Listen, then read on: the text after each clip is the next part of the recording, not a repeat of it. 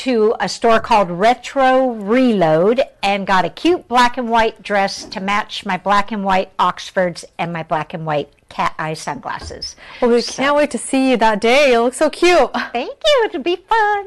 And Debbie, you did talk about so many great things that are happening, but I do want to mention that the fire department will be out there helping people learn how to do hands-only CPR, which is such an important activity that the fire department trains people on. Absolutely. They'll be at the corner of Cravens and Post Avenue, directly across from the museum, and they'll be there teaching you to do the hands-on CPR to the sound of Staying Alive. And then I also forgot to mention we have old-fashioned games like dime toss and paint a pet rock. And then we'll also have the Torrance Police Department there strolling the streets with their explorers and AYSO and the library, all sorts of community involvement. Well, it's going to be a great event. Before we go, if you can tell us some of the sponsors and this year a few new partners that are helping to make this event come to life. Yes, our major sponsor this year is Saris Regis Group. They're fabulous, so that helps us cover our costs and helps us buy prizes and whatnot. We have the Torrance Bakery, the Torrance City Cable, the City of Torrance, and also the Old Torrance Neighborhood Association. It's teamwork, and then not to mention all the other volunteers who make this event happen every year. And for people watching, this event literally takes almost a year to come together, right, Debbie? Yes, it does. It's a well-oiled machine, and it gets a little hairy this time of year, like a couple days before. But it does take a year in planning, and that night we'll be saying, can we count on you next year? Can we count on you next year? And we always get a yes because we really, really have a great team. Well, Debbie, thank you so much for your time. And if you're watching, make sure to stop by downtown Torrance this Thursday, 5 to 8 p.m. for the 14th annual Rock Around the Block party. Thank you, Debbie. Thank you, Hiba. Well, that does it for Newsbreak Live. If you ever have news or video that you'd like to share, please email us at newsbreak@torranceca.gov. Also, if you missed any part of the show, you can catch it all on Torrance City Cable's YouTube page, Newsbreak Live. Have a great night.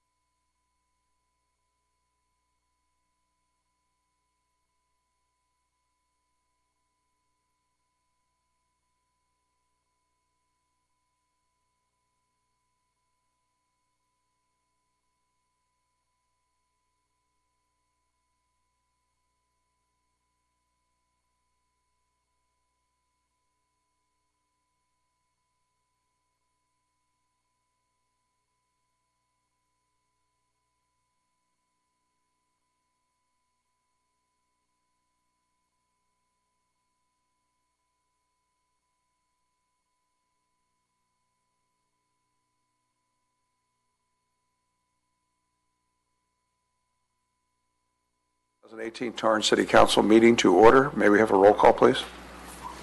Yes, Your Honor. Councilmember Chin. Present. Councilmember Goodrich. Here. Councilmember Griffith. Here. Councilmember Herring. Here. Councilmember Mattucci. Here.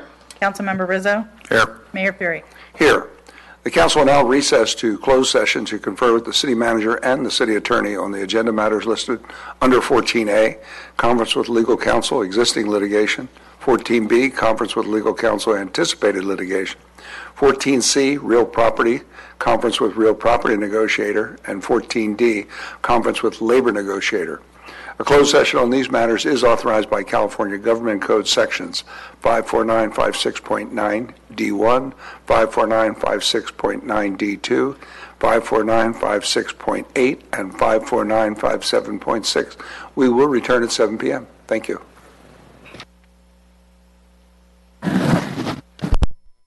Eye-opener for many who have no idea what that life that they chose would be like. Sherry represents the personality of one who is perfect for this career she chose. The most important thing about being a caregiver is when you pick a client or you pick a patient, that you get along and that you take the time. Susan and I've spent many months with her long before I ever took this job. It's really important you get along, because especially when they're on hospice, they're coming to the end of their life, and you'd want them to have quality. Yeah. I really can see that love in everything that you have in you, and you are a special person. Thank you. I really know that the viewers who are watching today can say that you are one in a million to be and to do what you do for the people who need your help and love, and you do that. Sherry's client has been diagnosed on hospice by her doctors. Her health was going downhill really, really fast. With only months to live, her main wish was to be made as comfortable as possible for these last weeks of her life. Sherry makes that wish come true every day. That care is so visible to whoever comes to visit. It's always interesting to learn what brings a person to this type of career. I think probably being a mom, being a mother. I really enjoy being a mom, caring for people. So I think and the oldest. I was the oldest, and a lot is expected of you. You sort of are the caregiver. Mm-hmm. So I know a lot of people who see caregivers can't understand how they can spend 24 hours, 7 days a week doing that kind of work without getting really burnt out or tired. Well, you can get burnt. You can. That's a very common thing, is to burn out. You have to do things like I go to therapy, stress management therapy every week. Mm-hmm. I exercise. I go to yoga every day, or try to go every day. Mm-hmm. And Susan, the lady that I take care of, is amazing at making sure that I take care of myself too. The meditation and yoga movement is one of the best medicines one can do. Sherry has become so accustomed to taking care of herself with these forms of relaxation that she never has to worry about what stress could do to her. I do a little meditation. Mm-hmm. That helps me sort of get in the zone. So when you do these meditations or these yogas, mm-hmm. who's taking care of your... Well, I have my husband and my son. We rotate, so they cover for me. And if need be, we get 1 weekend off a month, so we have a relief caregiver come in. Her client, Susan, was so happy that their first meeting happened just by chance. I met Sherry. One of her clients was ill, and she passed away, and so she was walking down the street, and I said, "Oh, come over here." And she said, "Oh, my student died." And I said, "Well, could you help me? I need somebody." And she said, "Oh, that'd be great." And so she came and she sat on the porch, and we had a long conversation about caregiving. And I said, "I really wish you would come and help me. I need it really, really bad." Mm-hmm. And we just clicked right away. The perfect match of a 24-hour-a-day caregiver to their client is very important. To have that match can be the best gift a client and that caregiver can enjoy together. We're both hairstylists in the area for over 20 years. Did you know each other back then? We didn't know each other. It was just a fate meeting. I just don't know how that happened, but it did. That's amazing. And so she came in, and we visited for a while, and then she came back, and we had more conversations, and I said, "I really would like you to try. I'm not mean. I'm real easy. Yeah. I'm real easy. I won't bug you." Susan didn't know what to do. Not even her husband was a help, as she became more dependent for someone to help her, even to use the bathroom. She even lost family support at that point of her illness. He couldn't take the stress of the caretaking. Oh. That's how bad it can get. I was living by myself for 10 years, and I kept trying and make it by myself, and finally I couldn't even walk over to the doctor, and he says it's now time for you to go into illicit. You can't be by yourself. I was asking Susan if she was ever thinking of using multiple caregivers instead of one that worked 24 hours a day. No, this is a one-on-one person with you. So that's your preference. And that's my preference because I get phenomenal care. I just can't believe how much it's helped me. My family couldn't even do it. It's just get this and get that, and it's really hard for someone to get used, for me to get used to someone waiting on me. That's the hardest part. We're in sync. She almost knows what I want to eat and what drink to get and everything. And then I try to cheer her up because, you know, she's stuck in the house taking care of me. And so it works out really good. I wake up in the morning and I'm just happy and know she's here. You know. Can she take you out for a ride? Now I'm better, so I got a wheelchair, and it holds on the back. It holds oxygen, and I can go out now. I haven't tried it today, but I should be getting my exercise so many hours every day.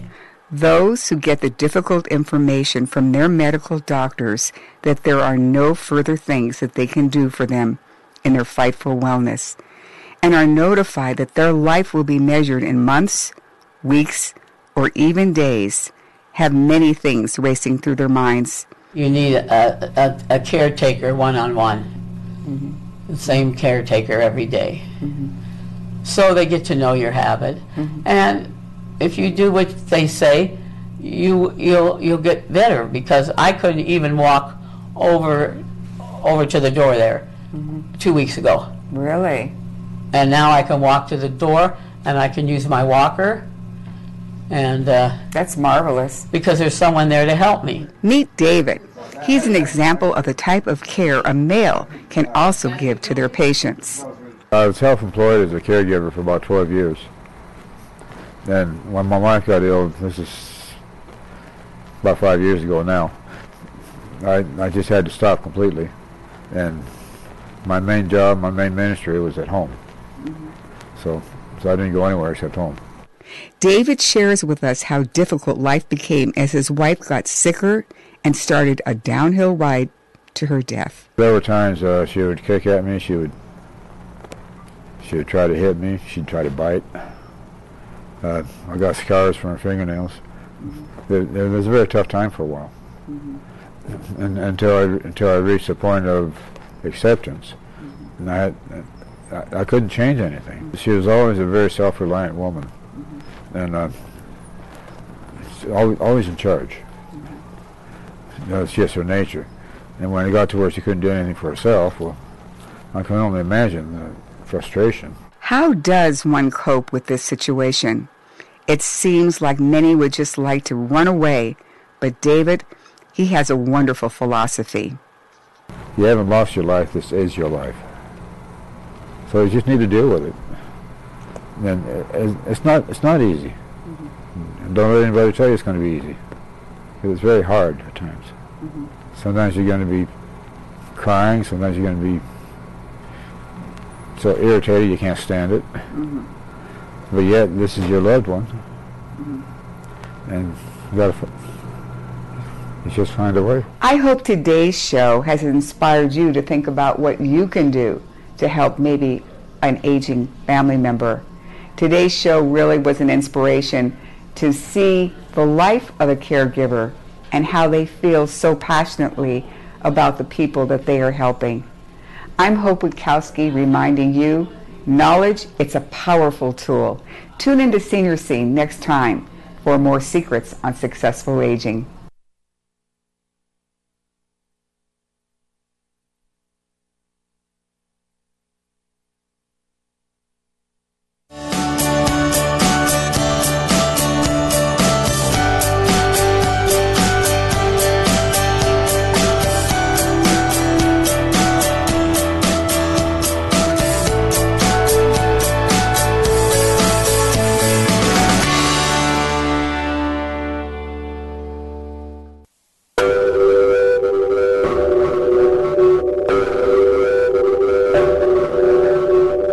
Moving is who we are, inside and out. We breathe in so that we can breathe out, so that we can breathe in again. We dream, awake and asleep. We laugh. We talk with our hands. We give it a whirl. We become. We move, our bodies and minds in constant conversation. And no matter how much we do it, it's never enough. We know this to the core, that as long as we are breathing, there is moving to be done. Multiple sclerosis stops people from moving. People with MS understand something about moving that is hard for most of us to comprehend. That moving is not a guarantee. MS is a disease that damages myelin, the protective tissue that surrounds the nerve fibers of the brain and spinal cord. When a person has MS, myelin is lost, and that leaves behind scar tissue called sclerosis.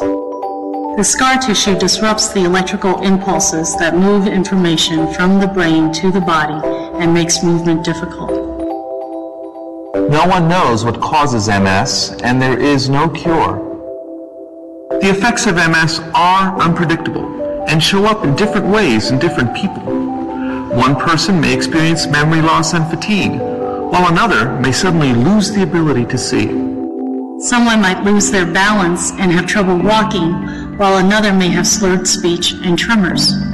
For some, the symptoms of MS come and go. In others, they last forever. The National Multiple Sclerosis Society is a collective of passionate individuals united by a common goal to address the challenges of each person whose life is affected by MS.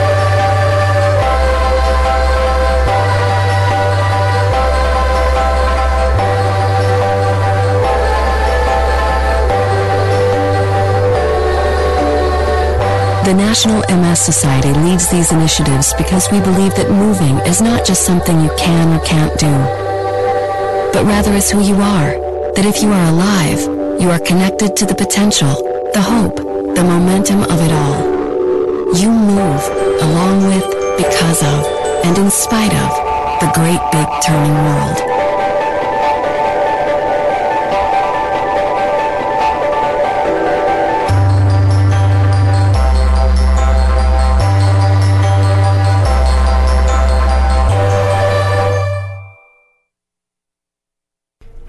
Hi, I'm Hope Wachowski, your host of Senior Scene.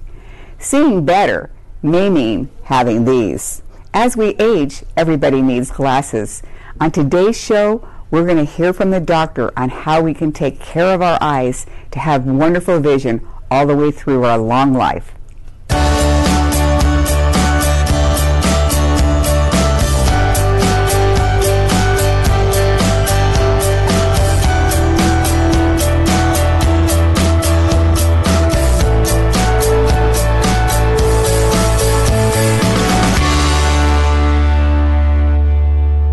Many of us can remember the beauty and freedom of the best eyesight. We went out, played sports, read the finest prints without ever needing a little help with what is now called cheater glasses. What happened to that superior eyesight? I went to visit Dr. Barry Wolston, an eye surgeon and optometrist in Torrance, to get some answers. The main need for glasses has to do with near work, with reading, which for most patients begins about age 45, needing some help reading, even if the distance is fine without glasses. But as most of us who didn't wear glasses as teenagers start to wear readers, eventually we also need something for the distance. So somewhere in the 50s or 60s age group, a distance error will be uncovered as well. And patients will notice that when they drive the car, especially at night, that things are blurry. What exactly happens to our vision as we get older? Is there anything that we can do to keep our eyesight 20/20? If they eat a normal diet, that's the first step. A diet that contains the antioxidants, and anyone who eats a normal diet will have that going for them. If there's any sort of family history of eye disease, we look at all patients over age 50 at once a year. Dr. Ralston says good eyesight starts with a healthy diet. Foods rich in antioxidants like nutrients in whole foods when they're fresh, wild-caught fish, and orange, red, and dark green fruits and veggies show that these foods contribute to better eyesight. That, along with family history, like when did your parents and grandparents begin needing glasses? That shows the most common vision problems amongst children and adults that are genetically determined. And thanks to modern medicine, a lot of it can also be corrected early on. Amazingly, there are new treatments that Dr. Ralston tells us about that can eliminate needing these glasses on all the time. It's amazing what we have done, the scientific explorations of the eye to save a person's eyesight. That's just fantastic. Yes, and this developed quite rapidly. It went from having no treatment whatsoever other than laser, which we used for many years, to just one doctor one day testing one of these drugs and finding a remarkable change in a patient over a period of weeks. And within several months of that doctor doing that one trial, everybody in the entire country was using injections. It spread that rapidly. Avastin was the drug that was used. One of the most common ways to ruin our eyesight is by going outdoors unprotected. Doctors say to look for sunglasses with UVA and UVB protection. When I first went into practice, it was unusual to see anybody over age 85. And now we're seeing routinely patients over 95, 97. So whatever condition or whatever problem is identified and the doctor gets you on medication, tells you to use the sunglasses, do it. And just stay with it, because the lifespan is going to continue to extend, and you need to pay attention to simple things that will keep the eyes healthy. It might seem silly to put on protective eyewear when gardening or working on projects around the house. Doctors say it's one of the most forgotten ways of protecting those eyes. In situations where somebody can get injured, rather than poo-pooing the risk, put on safety glasses. Always keep some safety glasses around. When you're doing something at home or you're pounding a nail, put them on. And this will prevent a lot of unhappiness, because this is there are a lot of injuries that we see in the office that can be prevented by just that very simple act. Okay, can you look to the left for me? That's great, and now just look to the right. Getting regular eye checkups is also important. It can catch early on eye diseases like glaucoma and diabetic retinopathy, which have no symptoms in their early stages. Doctors will also check your eyes inside and out for signs of any other early problems. Dr. Damian Goldberg, a partner with Dr. Ralston, gives us an amazing overview of one of the most serious eye diseases. Macular degeneration is a serious disease because it's vision threatening, and people can go blind from it. And it tends to be, if you don't control it and get on it right away, it could cause permanent blindness. And that's why we consider it very significant and severe. Cookie Migas, a patient of Dr. Goldberg, was diagnosed with macular degeneration. She realized something was wrong when glasses were not helping to improve her eyesight. Mrs. Migas was great. She came in and we presented all the options that were available to her for cataract surgery. And she recognized, prior to developing the cataract, she was born nearsighted and had what's called astigmatism. Nearsighted means that you can't see well in the distance. You need glasses, but you can read okay. but she also understood that she had astigmatism. Astigmatism means your eyes shape more like a football or like an almond. And the reality is, if you do not address the astigmatism, all ranges of vision will be blurred. It stretches light. So with counseling her and talking about the choices, she was really excited that we had a lens option that would allow us to correct her astigmatism. So when we did our procedure, we did, I believe at the time, we did phacoemulsification, and we also used a laser called femtosecond laser, and that helped us break up her cataract real safely. And then we were able to implant a special astigmatic correcting lens called a toric IOL. And with the toric IOL, this allowed her to get a great distance, spectacle-free, which was something I don't think she ever had before. And then she was able to just pick some over-the-counter readers. Dr. Goldberg gives us a closer look at the human eye. Seeing what science has accomplished in the last few decades is amazing. So this is a normal eye, a young eye that doesn't have a cataract. As you age and do get a cataract, you see what starts happening is the central part of the vision. It doesn't totally go black. It just gets blurry. That's the cataract building up. Eventually it'll reach a point that it's affecting the vision a lot more. The way we manage it is through cataract surgery. And how we do this first is we make an opening in the top of the lens, and we take the cataract out with a ultrasound probe, as you're seeing here. Okay, and it's going to break the cataract up into pieces. Once it's removed, we're ready to put an implant in. And there you see the implant go in the eye. This is showing you basic cataract surgery. Fortunately now, there is a new way where we can do it with laser. And so this kind of is a head-to-head showing you laser on the left, standard on the right. You can see the laser, your incisions are made with the utmost precision with the laser. Here in the regular way we use a blade to go into the eye. Where you really see the difference is in how you make the opening to get into the lens. The laser makes a perfect circle. Manually we're using tweezers, and it's not a perfect circle. It's close, but there's some jagged edges.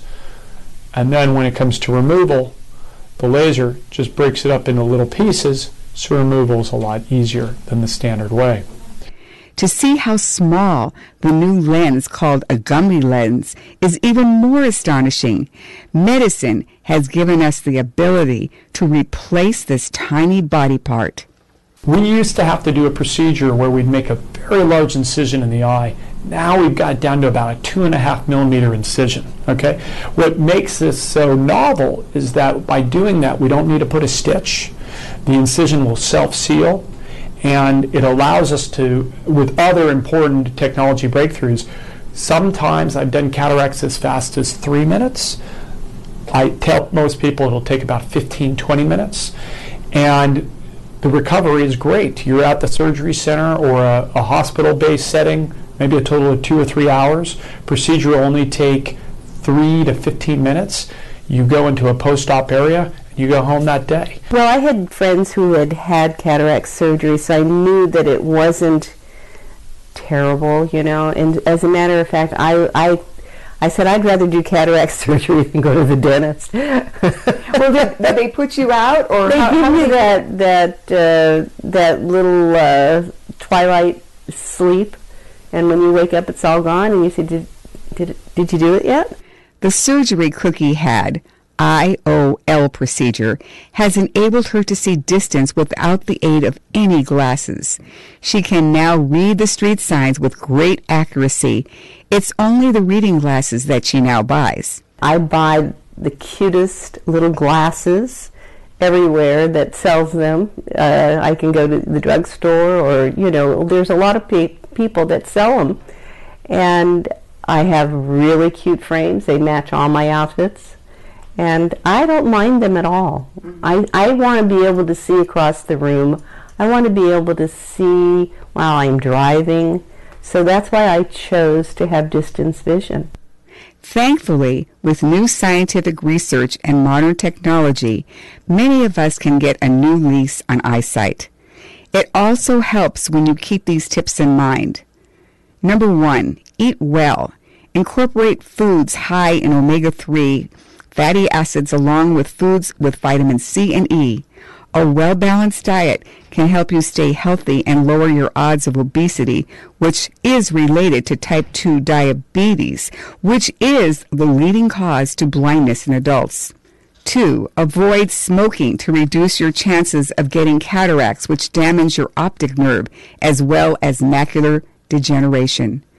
Number 3. Wear sunglasses that protect your eyes from the sun's ultraviolet rays. 4. Use safety eyewear, whether you're playing sports or doing gardening projects at home.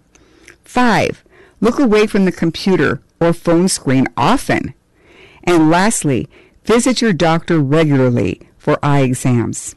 I love when all my patients are 20/20 the next day. Sometimes it takes a few days. Sometimes it takes a little longer. Every case is sort of case by case. But we get amazing outcomes, very high success rate, and that's why so many people consider it. I hope today's show gave you some knowledge to protect one of your most important body parts, your eyes.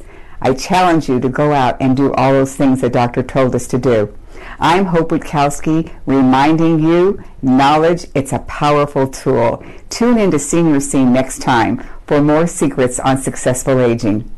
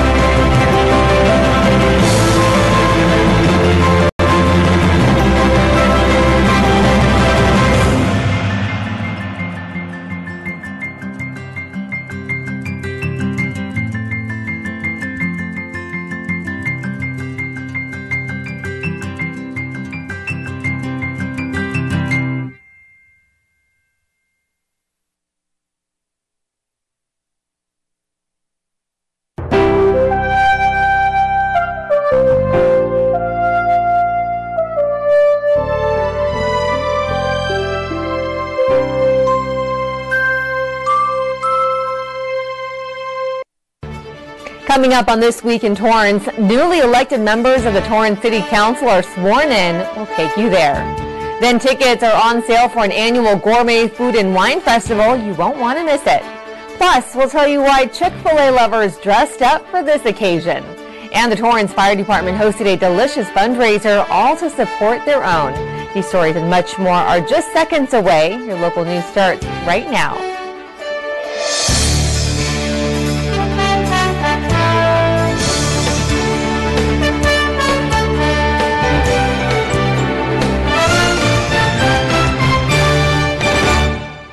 Hello and welcome to This Week in Torrance. I'm Jen Chun. Ben McCain has the week off. Thanks so much for joining us. Here are your top stories.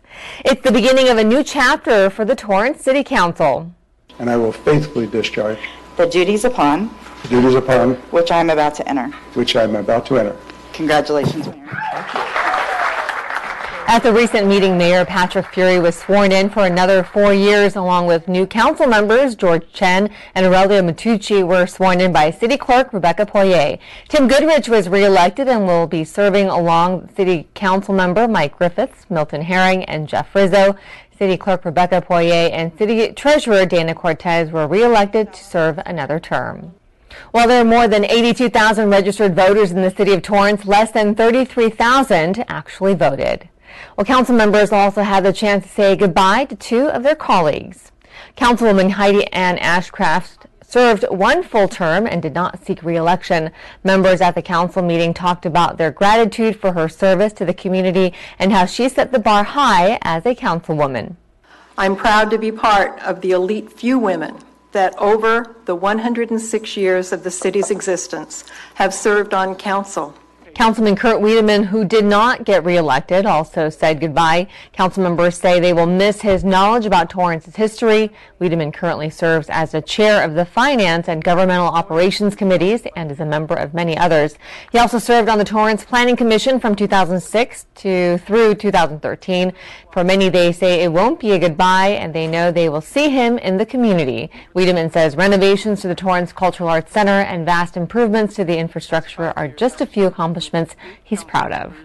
You elect the people up here to be your leaders, and I only ask that you place your trust in them.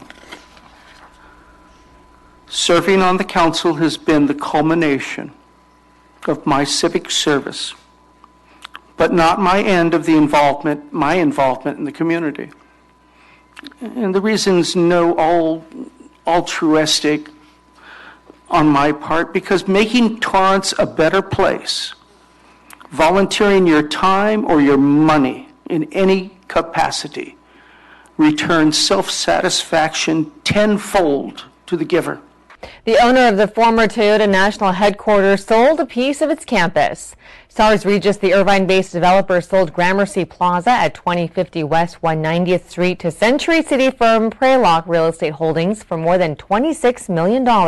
It's across from Gramercy Place from the main building of the Toyota campus that Stars Regis bought last October for $270 million. Gramercy Plaza is just over 5.5 acres with a 27-year-old office building that spans 158,000 square feet. This is one of two buildings Stars Regis plans to sell. El Camino College will receive millions for a one-of-a-kind center. The institution, in partnership with local public safety agencies, will launch a proposed public safety training center for the South Bay. Assemblyman Al Mattucci was able to secure $10 million for the center, which was approved recently by Governor Jerry Brown in the state budget.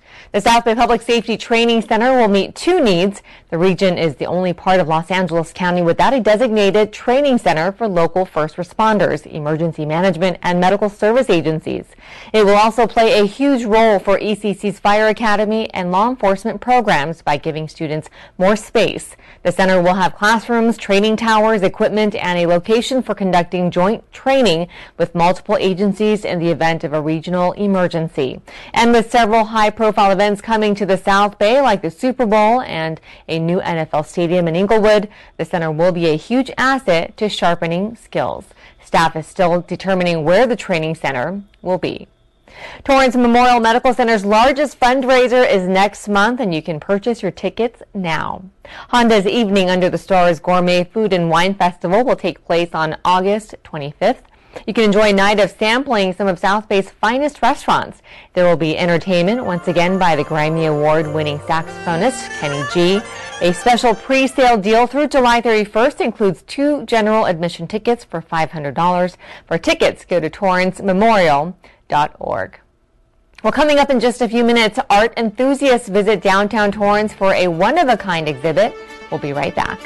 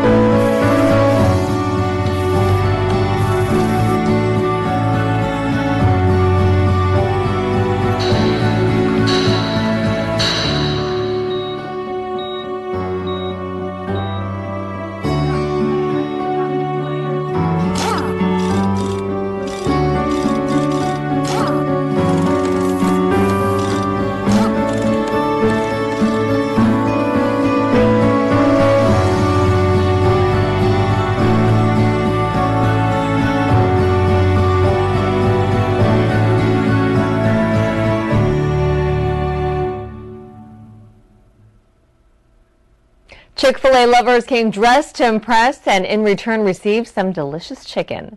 In honor of Cow Appreciation Day, the restaurant chain celebrated by handing out free sandwiches to anyone who came dressed up like a cow. The fast food chain has given away more than 1.8 million free entrees to customers since 2005. We love our guests and we love doing community events like this, and so it's great to see everyone participate and really know that we're here and that we're established here, and it's just a great feeling and it's a great family event. Chick-fil-A offers a variety of chicken sandwiches, chicken nuggets, or chicken strips. The chicken chain describes this day as the largest single-day customer appreciation event and celebrates the company's Eat More Chicken motto. There are 2 locations in Torrance, and they are both on Hawthorne Boulevard. The oldest park in Torrance gets a new addition. El Prado Park has a new bronze plaque thanks to the Torrance Historical Society. The park, which is the first one in Torrance, was designed by Frederick Law Olmsted Jr., who was an American landscape architect and city planner known for his wildlife conservation efforts. Olmsted Jr.'s father actually designed Central Park in New York City and many other well-known landmarks. In 2012, Centennial Plaza was created at the north end of the park. More than 850 people purchased commemorative bricks to create the plaza. Janet Payne from the Torrance Historical Society and Museum says this plaque was a long time coming. Everybody loves the park, and we know how important it is, but all too often the landscape architect that designed the park is forgotten, and it's Frederick Law Olmsted Jr. He and his brother continued the business of their father, Frederick Law Olmsted Sr., who did Central Park in New York City. This was a personal goal of mine, to get his name on this park. El Prado Park is located on the southeast corner of El Prado and Carson Street. A local business hosted its annual Summer Fun event for families in the South Bay. The Torrance Home Depot looked more like a fair for a day as families came out for free activities. There was a petting zoo with snakes, a puppet show, and children had the chance to build their own fishing kit. Torrance Fire was also there, giving attendees an opportunity to see what it's like to be inside a fire engine. Every attendee received their very own Home Depot apron to keep. We go this big once a year, just like I said, to get the community together, get the kids out, and just talk to them about the services that Home Depot offers, and really just Home Depot's way of giving back to the community. Home Depot hosts a kids clinic the first Saturday of every month, so be sure to mark your calendars. And another summer event made its debut as the first movie in the park was hosted. The Community Services Department sponsored the annual event, which gives locals an opportunity to come out with their blankets and lawn chairs to watch a featured movie. The first showing was Paddington 2. This is one of 3 movies that will be shown throughout the summer. The event has been hosted by the city for more than 15 years. Just something to bring families together, neighborhoods together. It's a real good feeling of community every year. This event, my kids love it every summer. It actually means summer to them, just coming out to the park and watching movies and being with family and friends, kind of under the stars at night. It's just really fun for them. The next movie shown will be on Saturday, July 28th at El Retiro Park. They will feature Despicable Me 3. Art lovers had the chance to experience local art all in the heart of downtown Torrance. Hundreds of people took to the park in the 4th annual Downtown Art Walk that started at Destination Art. 20 galleries, retailers, and restaurants teamed up with local artists who had their art on display. People were able to stop at the various locations and meet with artists face-to-face. Businesses stayed open late for art lovers to enjoy the event. Participating businesses included Tortilla Cantina, Torrance Bakery, Black Raven Tattoo, The Depot, and many more. Going to Destination Art is always my favorite because there's so many wonderful, talented people there that honestly, to display their masterpieces is a highlight of really what this is all about, this artwork. Our mission at Destination Art is to elevate the presence of local artists to the community and to spread out an appreciation of art through the public. So that's what we were hoping for today. I think we achieved the process. We also want to support the local artists in giving them a venue for displaying and selling their art. People really enjoy a chance to meet, not just their elected officials, but just to walk the streets and discover what's going on in downtown Torrance. This whole area is really going through a resurgence, and there's new restaurants and new businesses moving in, and even the ones that are here for a while, they sign on for the art walk, and we find out interesting things going on about them. The event was started to bring more people to downtown Torrance. At the closing of the event, Destination Art Studio and Gallery announced the winner of its annual Associate Arts exhibition. There are 80 artists who had their artwork displayed at Destination Art in the month of June. Assemblyman Al Mattucci and Congresswoman Maxine Waters were also in attendance to recognize the artists. Frank Menudo was the judge for the artwork this year, and there were 4 winners along with honorable mentions. Sparks flew and lit up the sky as thousands around the South Bay gathered for this year's 4th of July celebrations. Torrance City Cable reporter Louis Tran was there and tells us more. Amy Magallanes is a South Bay native, and for the past 3 years, she has taken her family to see the annual fireworks show put on by the city of Torrance. It's an experience. It's fun. It's, people from the community being around each other. The 3rd annual firework display took place at the Torrance Civic Center near Maple Avenue and Maricopa Street. People viewed it from across the city, with seating at the Toyota Sports Complex and near the courthouse, bringing out more than 2,000 people. And while many families came to enjoy the fireworks, Magallanes also wanted her daughter to understand the importance of community. Happy 4th of July! It's nice to be sitting next to someone on a sheet on grass that you don't know, and you feel safe and you get to enjoy something together. I'm really excited, but it's really scary sometimes because it's right there. For other Torrance locals, some just want to teach their grandkids the meaning of independence. I remember the people that fought for our country, and that we have a freedom in this country. We can watch fireworks, and I just love our country. Families came as early as 4 hours before the event just to claim their space. Locals brought out lawn chairs, blankets, games, even water and snacks, just to make sure that their evening was one to remember. I like it how you sit across the street and you get a really good view if you can get here early. I just like to see fireworks. They're pretty. The fireworks show started at 9 p.m. and ignited over 1,200 fireworks. City Cable also streamed the 30-minute show for people to watch at home as fireworks lit up the sky and sparked the hearts of thousands. I just enjoy the kids, watching the kids' excitement, and watching the fireworks. I love the fireworks. It's beautiful. Magallanes says the annual fireworks display has been an important tradition for her family and hopes the celebration will continue for many years to come. That's really an exciting thing, that we can just bring everybody together regardless of your background and enjoy your time together and celebrate 4th of July. For Torrance City Cable, I'm Louis Tran. Thanks, Louis. The Community Services Department is encouraging the community who watch the show to call in any suggestions, what they enjoyed, or what the city can improve on. That number is 310-618-2930. Well, there was another event that Torrance residents supported on the 4th of July. Torrance City Cable reporter Roxana Paul tells us more. Explorer Post 343 students, along with the firefighters from the Torrance Fire Department, put together a pancake breakfast fundraiser for the Explorers. The community was invited to support the program, which has been in the making for more than a year. Firefighter paramedic Dushan Roman is one of many who came up with the program to help people interested in becoming firefighters experience it firsthand. We get to take them around and actually show them, how to do our job, how to fight fire, how to kick open doors, how to help people, how to save lives. Explorer James Moore enjoys and appreciates this opportunity. I fought car fires with these guys. We've torn cars apart, and on the medical calls we go on ride-alongs. It's, all hands on, everyone's doing their own job. Moore has it very clear.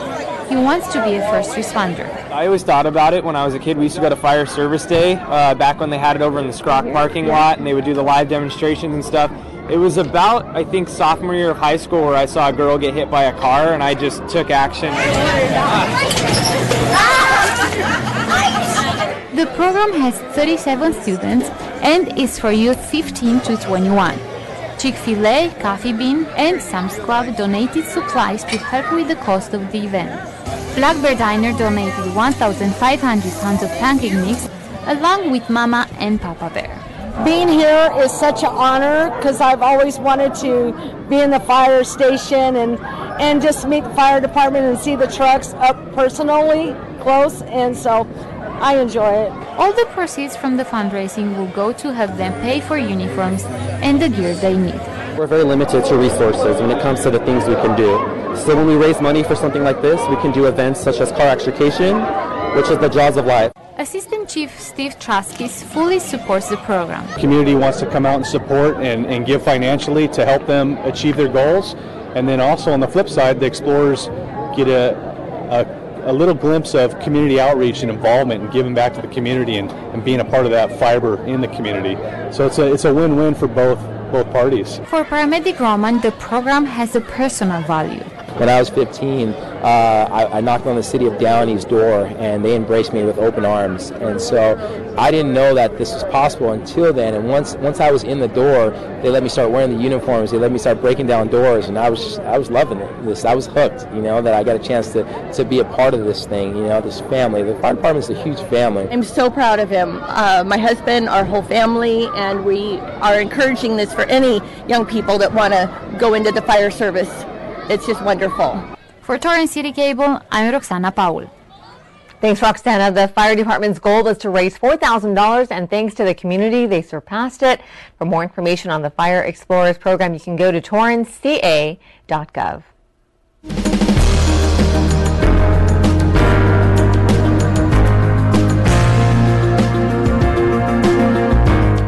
A burger chain that offers unique gourmet burgers is opening another location in the South Bay. Burger Inn has plans to open at the Del Amo Fashion Center. The business prides itself with their It's What You Crave concept, where customers can order a small 2.8-ounce patty of their choice from various proteins such as Wagyu beef, salmon to veggie. The patties are larger than a typical slider. They also offer a wide range of toppings, and Burger Inn does have chicken wings, salads, and other sandwiches. In the past 5 years, they have opened up to 160 locations. There's a 15-day dining event you won't want to miss. Dine LA Restaurant Week kicks off on July 13th and runs through July 27th. Restaurants across Los Angeles County are offering special menus so you can get a variety of tastes at their location. This happens twice a year and showcases Los Angeles as a premier dining destination while highlighting the diversity of culinary experiences. Participating restaurants are offering a special menu for lunch or dinner. Now in Torrance, 2 restaurants are taking part, including Gayukaku and new restaurant Madre. They are offering a $20 lunch special and a $29 dinner deal. Reservations are encouraged. Well, still ahead, upcoming events you won't want to miss. We'll be back in just 30 seconds.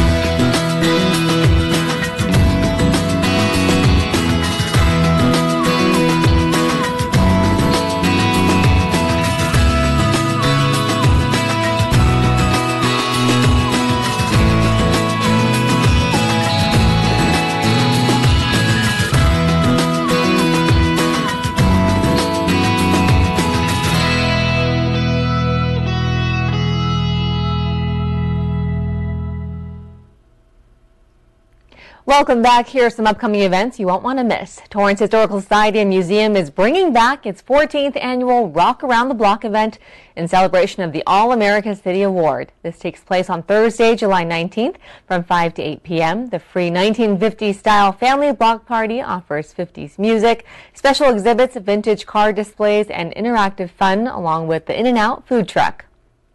Then on Saturday, July 21st, you can stop by a celebrity lecture series at the Western Museum of Flight from 11 a.m. to 1 p.m. Rob Hertzberg and Steve Barber of the Commemorative Air Force will share their stories from World War II.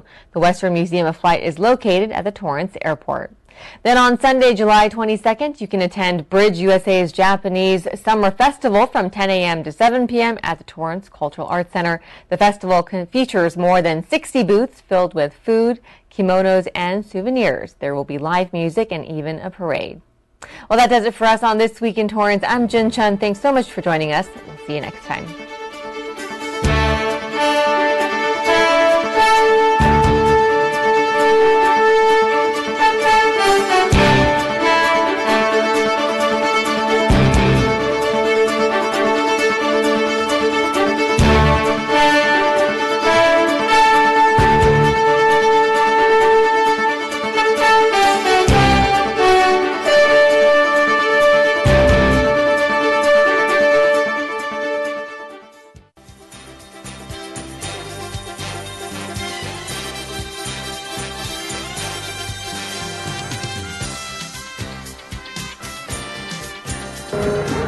Good afternoon, ladies and gentlemen.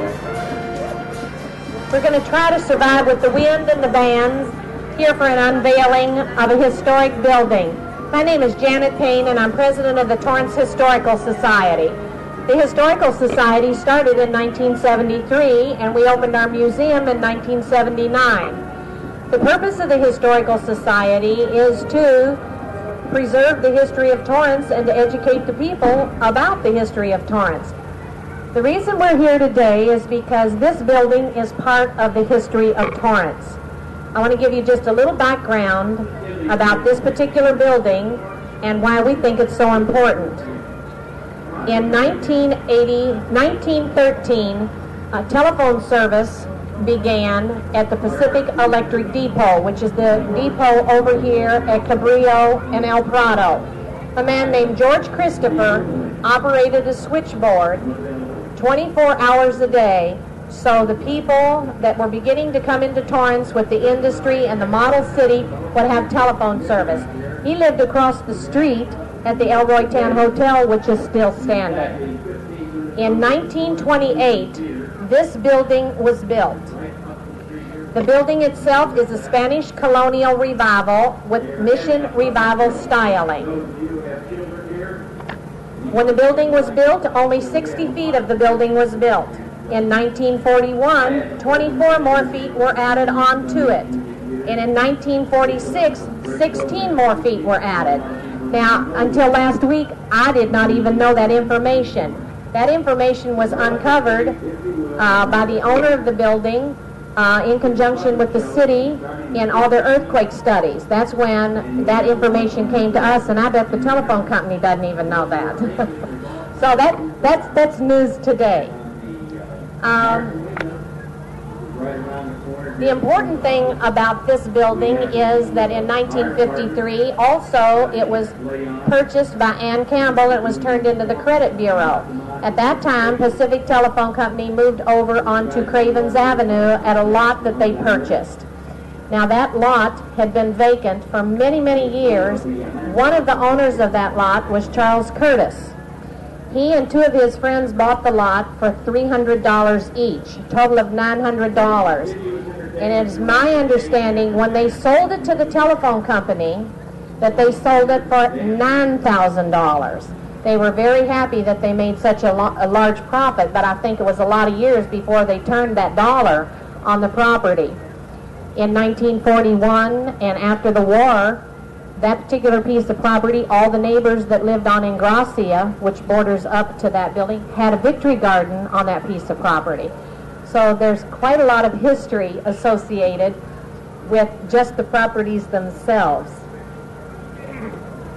We would not be so proud to put a Pacific Telephone and Telegraph plaque on this building had the owner not kept the building up.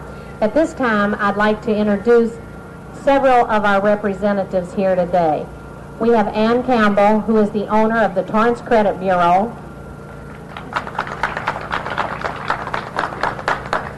I have Mr. Bill Kenny from Pacific Bell.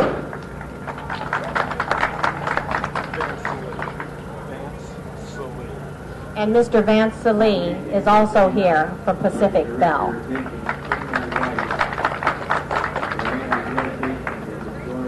I'd like to have Katie Geiser come up and say a few words before we unveil the plaque.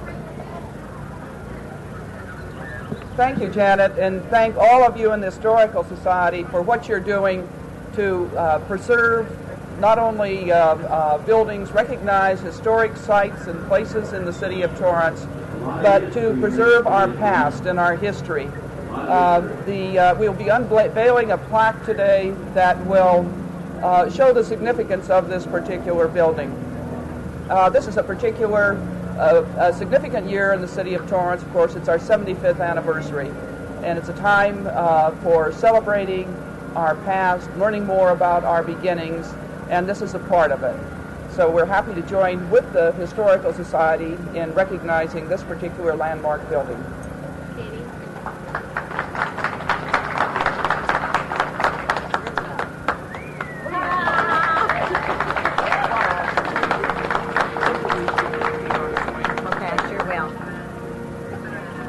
I'd also like to take just a last minute in my closing remarks to make note of several other important people that are here.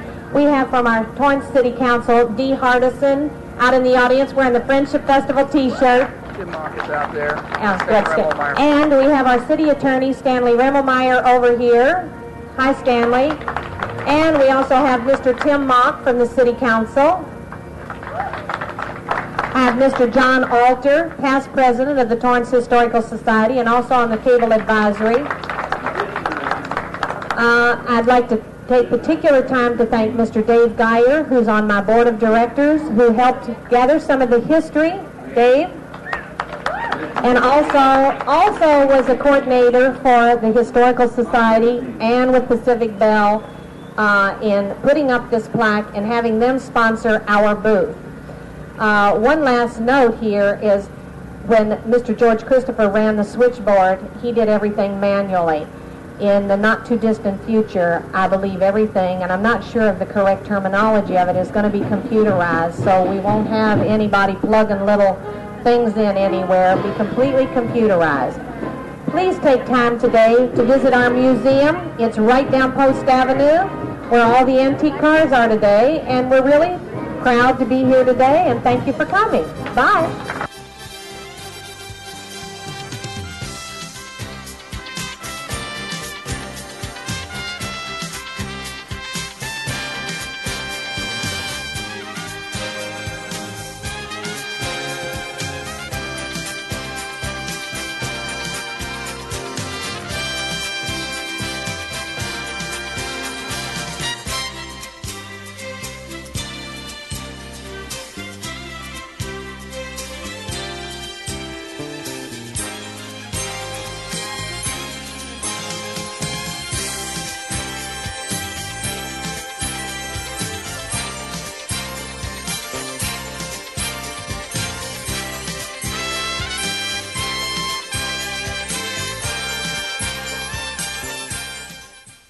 Now, everything you were going to do someday is on the calendar. Introducing a new day of the week. Someday. Want to retire someday? You'll want a My Social Security account to help you get ready. Get yours at socialsecurity.gov.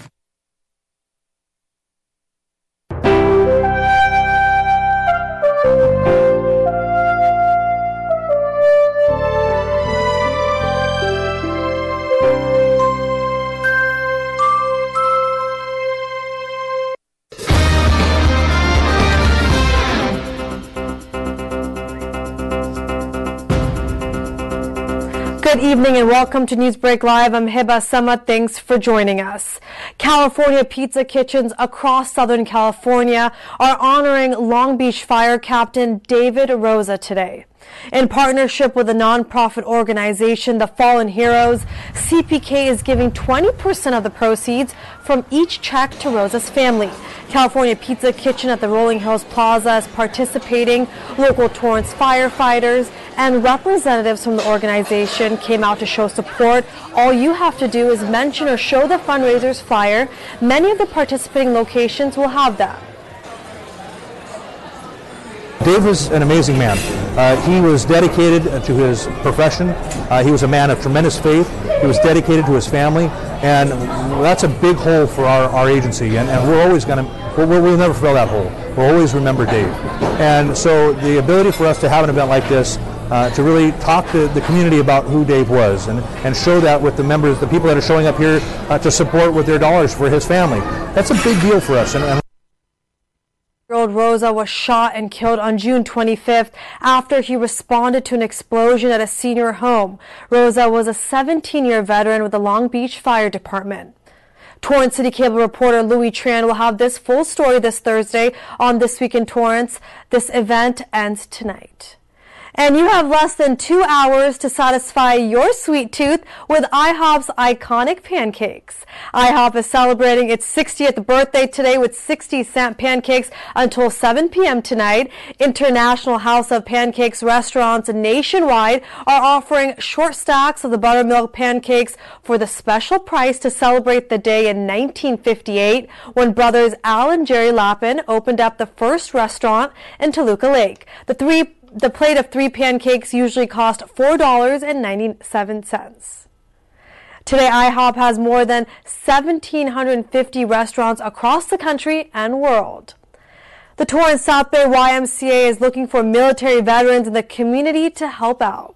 The Y needs veterans interested in coaching and mentoring youth to work with elementary school students as physical education coaches throughout the upcoming school year. It's in partnership with Operation Coach, which is a program through a nonprofit organization called Up to You Sports. It uses sports and trained coaches to improve communities and inspire youth to achieve their potential.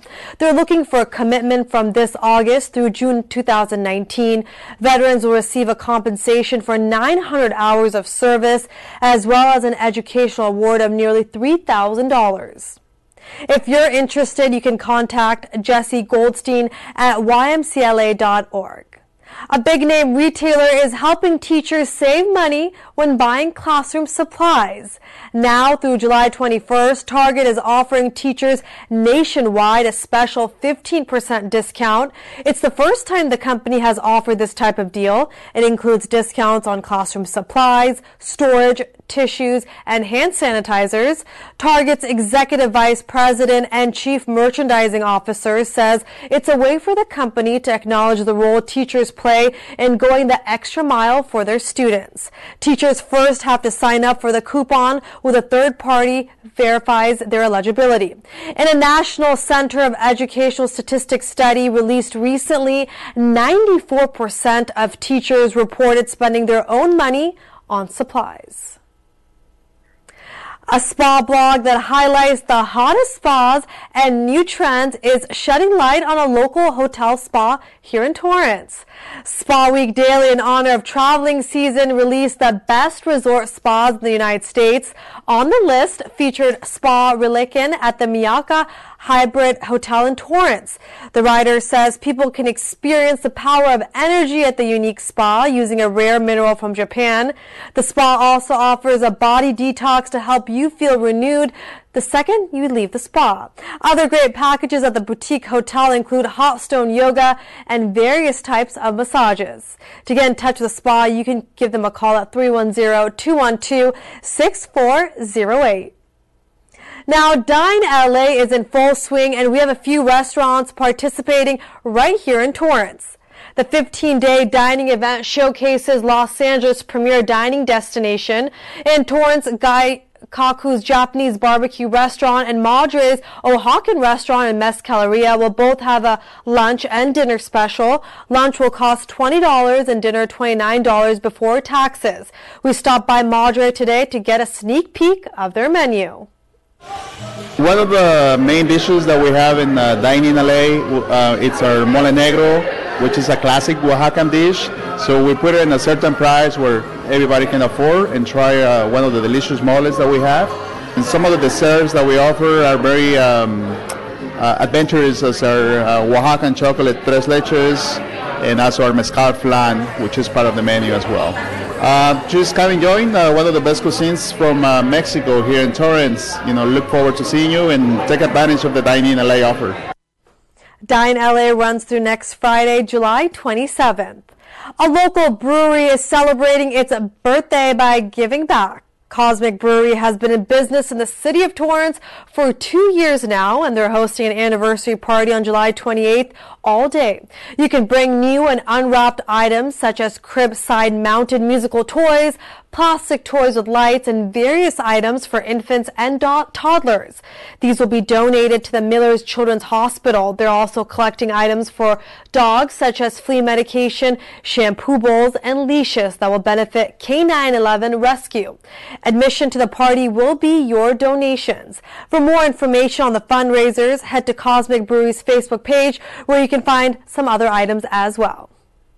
And another business in town is also cheering to 2 years. Creamery Street Torrance this Thursday is celebrating with a buy one, get one free ice cream offer.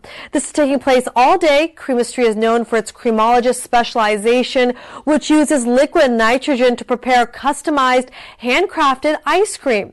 They also carry all natural and organic ingredients with over 60 flavors and toppings. They're located on Crenshaw and Lomita Boulevards.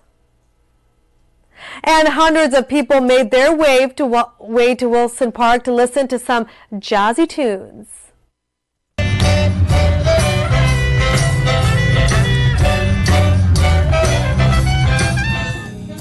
Mystic Wave kicked off the summer of free events at the amphitheater. The community outreach band, made of 20 members, performed a mixture of jazz, Latin, and old school styled music. Their mission is to spread peace by bringing people together through their tunes.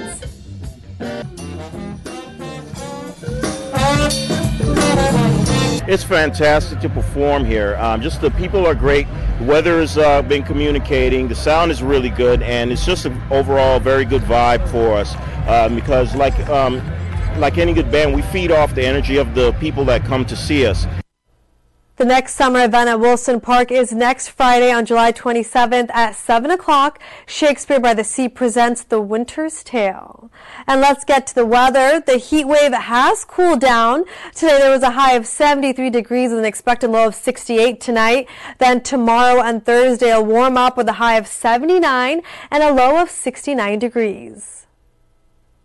It's day 2 of Amazon's biggest sale. You still have time to grab some great deals before Amazon Prime Day ends at midnight.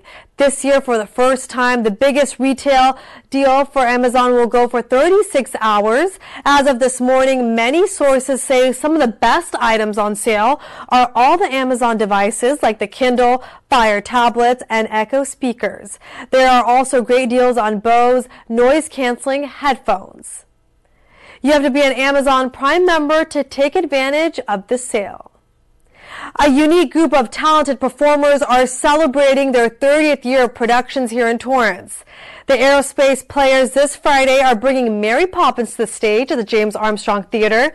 The nonprofit has been a way for employees and others of the Aerospace Corporation and Los Angeles Air Force Base to express their artistic talents. It's all volunteer. The cast and crew take hours out of their busy schedules to participate. TAP is funded mostly through ticket sales, but they do receive some other funding. They have also partnered with the Torrance Performing Arts Consortium. The club performs musicals twice a year. Performances start July 20th. For tickets, you can go online at torranceca.gov/TCAC tickets. A popular vegetable is being recalled by the Pick Sweet Company. 960 cases of Pick Sweet Farms 12-ounce steamables baby Brussels sprouts are being pulled off the shelves because they may contain undeclared milk and soy allergens. Officials say people who have an allergy or severe sensitivity to milk or soy may face serious allergic reactions if they consume the product. The best if used date on the packaging is May 30th, 2020. No other Pick Sweet Farms products are impacted by this recall. California is one of many states affected. Pick Sweet initiated this recall after they discovered that the butter sauce containing milk and soy allergens were included in the packaging, but they weren't labeled. You can call the Consumer Affairs line at 1-800-527-0986 if you have any more concerns or questions. The spread of salmonella illnesses linked to a popular cereal is increasing. U.S. Centers for Disease Control and Prevention says that 27 more people recently have gotten sick due to Kellogg's Honey Smack cereal, bringing the total number of illnesses to 100 people since March. Symptoms of salmonella infection include diarrhea, fever, and abdominal cramps that last 12 to 72 hours after exposure to the bacteria. The CDC and the FDA are working with state and local health officials across the country to investigate the source of contamination. Also, the FDA is advising the public to report any sales of the cereal to the FDA Consumer Complaint Coordinator in their area. Now, before the next half of Newsbreak Live, here's some upcoming events for this week. Hoff's Hut is hosting a fundraiser for the Torrance Roseflood Association this Thursday. Print out the flyer and present it to your server. 15% of the bill will be donated to the organization. You can get the flyer at torranceroseflow.org. Then this Sunday, you can stop on over at the Torrance Cultural Arts Center for the Bridge USA Japanese Summer Festival that starts at 10 a.m. It features more than 60 booths with food, kimonos, souvenirs, live music, and much more. Then also on Sunday, you can enjoy a walking tour of historic Old Torrance. The free docent-led tour begins at the Torrance Historical Museum and then gives attendees a tour of historic sites and landmarks in the city. It happens on the fourth Sunday of every month. Well, in just 2 minutes, Debbie Hayes from the Torrance Historical Society will join me to talk about an event that will get you moving and enjoy the history of Torrance. We'll be back in just a few. When I was in high school, I was physically at school, but my mind wasn't at school. I had problems at home, and that's hard when you feel like you're doing it alone.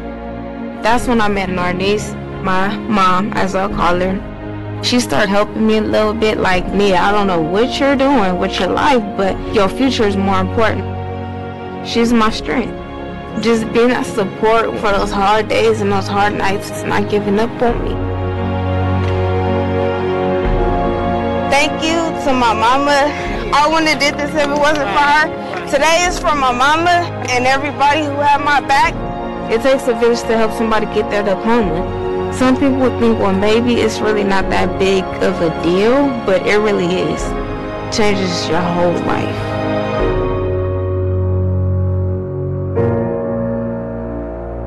Find free adult education classes near you at finishyourdiploma.org.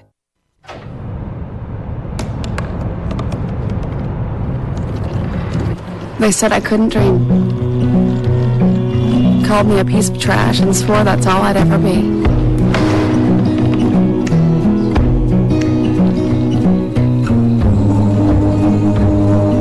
Said a bottle couldn't see the ocean.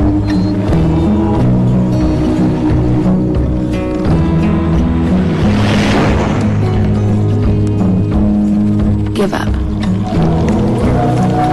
Go back to the dumpster.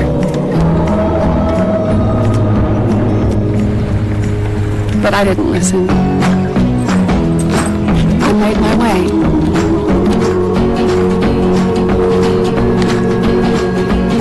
And now, I am what I've always wanted to be.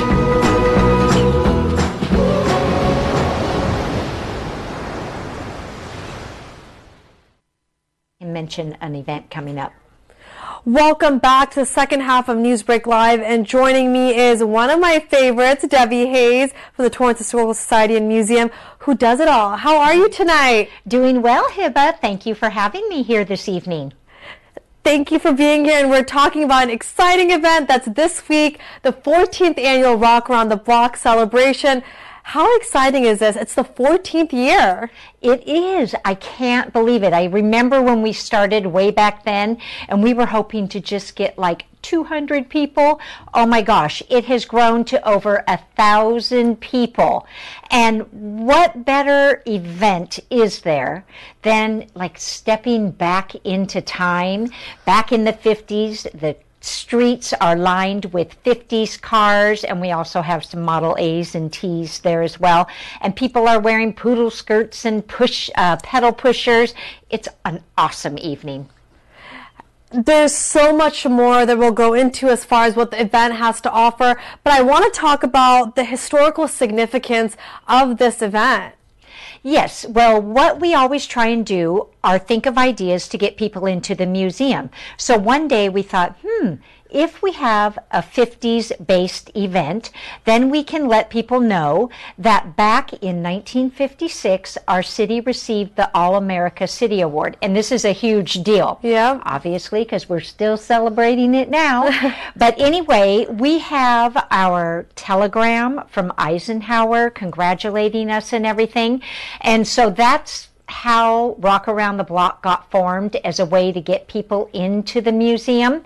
And it worked, and it's grown. So they come to Rock, and then they also get exposed to our museum and can see what we have to offer. What will be on display, speaking of the museum, what will be on display this year? I know some of the new addition is some more items of the late Louis Zamperini, which is very exciting. You have some yearbooks. Tell people out there what they can expect. Oh, yes. So we'll have part of our Louis Zamperini collection out, as you mentioned, and the Torrance Historical Society is lucky enough to have the largest collection of Louis memorabilia in the world. And some of that collection you can also see at Zamperini Field at the airport. And as you mentioned, we have yearbooks. These are Torrance high school yearbooks from all the high schools, and the Historical Society has the largest collection around. So you can check those out. We also have a huge collection of maps and different bits of information that you may need, like photos, for example, to do research. So there's all sorts of treasures there that give you a peek into the past. So you'll just have to come in and see what we have. Exactly. Come and enjoy the free event. There's so much that's happening, and every year some of the same activities return. So talk to me about that. I know the In-N-Out truck is coming back. You do have to pay for that, but we have the hula hoop contest, there's a pie eating contest, there's so much. So tell me all about that. Yes, so we have fabulous events, and the lineup pretty much remains the same because it works. So coming back for the 14th year are the Torrance Torrells. They're a group of Torrance employees who sing a cappella. This year we also have coming back the Sound of Honda Choir. I think I have that correct. Yeah. But anyway, they're a choir from Honda with all Honda employees. There will be 10 of them singing. We have Rita Hayworth coming this year. She will sing 2 songs. We have our favorite famous yo-yo champion, Alex Hattori. He went to South High and graduated a couple years back. He is the 6th consecutive national yo-yo winner and the 3rd ranking yo-yoer in the world. And 2 weeks after Thursday, he's going to Shanghai or Hong Kong, anyway, somewhere out that direction, to participate in a world championship again. And one thing that's of particular note, he designed his own yo-yos at MIT. Wow. And those are the yo-yos he uses. And there's a yo-yo museum in Chino. And he has all of the yo-yos that he has used and designed to win those national championships on display there in perpetuity. Wow, that's amazing. Yes, and not to mention our car guys, you know, they will have all their finest wheels on display, and we'll have People Choices Awards, so you can go out and pick which car is your favorite. So there's all sorts of things going on. Oh, and not to forget, we have the South Bay Strummers, a group of ukulele players who will be in the Bartlett Center performing for you while you dine on In-N-Out. That sounds delicious. I had some In-N-Out fries this afternoon. So definitely something unique because the In-N-Out truck comes out. So it's a different experience, correct? Correct. Yes, it's wonderful. It just adds to the feeling of the 50s by having the burger truck out there flipping burgers, and People love it. I mean, where else do you see more than 1,000 people out there having fun and doing the games, as you mentioned, with the hula hoop, bubble gum blowing, and pie eating, and cake walk? Those cake-related ones are sponsored by Torrance Bakery, and this year, Whammo donated our hula hoops. Wow, so can anybody participate in these activities once they show up? Yes. Or is there a certain time that people should show up by if they're interested in participating in maybe the pie eating contest? Yeah, we do. We have to divide our games up by ages so that we can group people together, because there are many who want to participate, and we try and get everyone in who wants to participate. And the games will start at 7 p.m. But before that, we'll have the entertainment, the singers and the yo-yoers and whatnot. It's a great event for the family. Obviously, it's summertime, so come out. And for viewers that are tuning in, it's this Thursday. It starts at 5 p.m., goes until 8 p.m. It is a block party, so part of downtown is shut down. Where can people park? When should they arrive if they want to get a head start? Tell us all the details. Okay, well, there's plenty of street parking. I would suggest carpooling, and many people are from the neighborhood, so they just stroll on down. So just look in the neighborhoods. There should be plenty, since it does start at 5, and it goes until 8. And anybody can participate. It's a family event, and like you said, the only thing there is a fee for is the In-N-Out burger. So $9.50, we make like 4 cents, literally. Wow. But that's okay. And it's a cheeseburger or just a plain cheese sandwich, chips, and a drink. So come out and join the fun. And Debbie, this is one of many events the Torrance Historical Society and Museum hosts throughout the year. Earlier in my show, I talked about the historic downtown walk. Tell me about some other events that are coming up in the summertime or early next fall that people can participate in. Maybe we can talk a little bit about the walk, since it's happening this weekend as well. Yes, so to start with the walk, you're right, that's at 1:30, starts at the museum, it's free. It's awesome because you walk down the tree-lined streets of Old Torrance, and we give you bits of history. We can maybe tell you where the witch from Buffy the Vampire Slayer lived, maybe where Buffy's house was. We can tell you why Torrance doesn't have a cemetery. We can show you the homes of where some of the famous people lived. There's all sorts of history that takes place in this hour-and-a-half walk, and it's about 8 blocks. Then another favorite event, this I think is our 7th annual, we call it the Summer Stroll, and it will take place on Thursday, August 9th.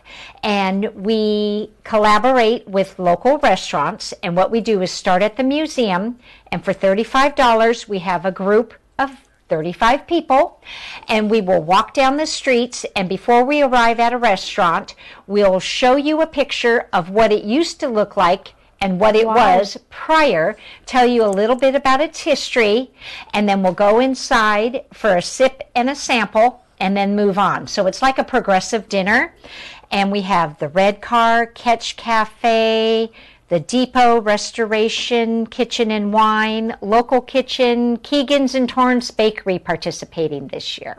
Wow, sounds delicious, and that is a ticketed event, correct? They can, yes, absolutely. So you can call the museum 310-328-5392 to hold a reservation, but check first to make sure we still have them available because they sell out instantly. Great. And for people tuning in, there are many great events happening this week. The Thursday event is Rock Around the Block Party, and I hear that you have a very cute outfit that you've picked out for the event. Oh yes, you know, I love this 50s event, and one of my things is always trying to wear a different outfit. So this year, I snuck over to our neighboring city that starts with an L, to a store called Retro Reload, and got a cute black and white dress to match my black and white Oxfords and my black and white cat eye sunglasses. Well, we can't wait to see you that day. You look so cute. Thank you. It'll be fun. And Debbie, you did talk about so many great things that are happening, but I do want to mention that the fire department will be out there helping people learn how to do hands-only CPR, which is such an important activity that the fire department trains people on. Absolutely. They'll be at the corner of Cravens and Post Avenue, directly across from the museum, and they'll be there teaching you to do the hands-on CPR to the sound of Staying Alive. And then I also forgot to mention, we have old-fashioned games like dime toss and paint a pet rock. And then we'll also have the Torrance Police Department there strolling the streets with their explorers, and AYSO and the library, all sorts of community involvement. Well, it's going to be a great event. Before we go, if you can tell us some of the sponsors and this year a few new partners that are helping to make this event come to life. Yes, our major sponsor this year is Saris Regis Group. They're fabulous, so that helps us cover our costs and helps us buy prizes and whatnot. We have the Torrance Bakery, the Torrance City Cable, the City of Torrance, and also the Old Torrance Neighborhood Association. It's teamwork, and then not to mention all the other volunteers who make this event happen every year. And for people watching, this event literally takes almost a year to come together, right, Debbie? Yes, it does. It's a well-oiled machine, and it gets a little hairy this time of year, like a couple days before. But it does take a year in planning, and that night we'll be saying, can we count on you next year? Can we count on you next year? And we always get a yes, because we really, really have a great team. Well, Debbie, thank you so much for your time. And if you're watching, make sure to stop by downtown Torrance this Thursday, 5 to 8 p.m. for the 14th annual Rock Around the Block party. Thank you, Debbie. Thank you, Hiba. Well, that does it for Newsbreak Live. If you ever have news or video that you'd like to share, please email us at newsbreak@torranceca.gov. Also, if you missed any part of the show, you can catch it all on Torrance City Cable's YouTube page, Newsbreak Live. Have a great night.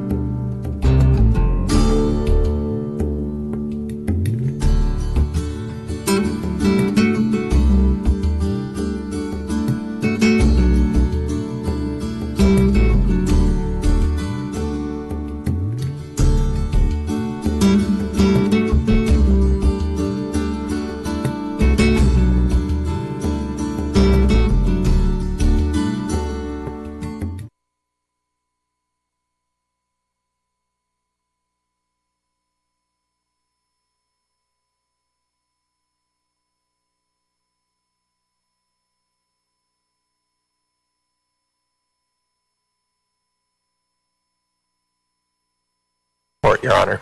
Thank you. Next item on the agenda will be a flag salute led by Councilmember Herring, followed by an invocation by Pastor John Hernandez of the New Challenge Ministries. Please stand. Please stand. Veterans are allowed to render the hand salute. All others, place your hand over your heart. I pledge allegiance to the flag of the United States of America and to the republic for which it stands, one nation, under God, indivisible, with liberty and justice for all.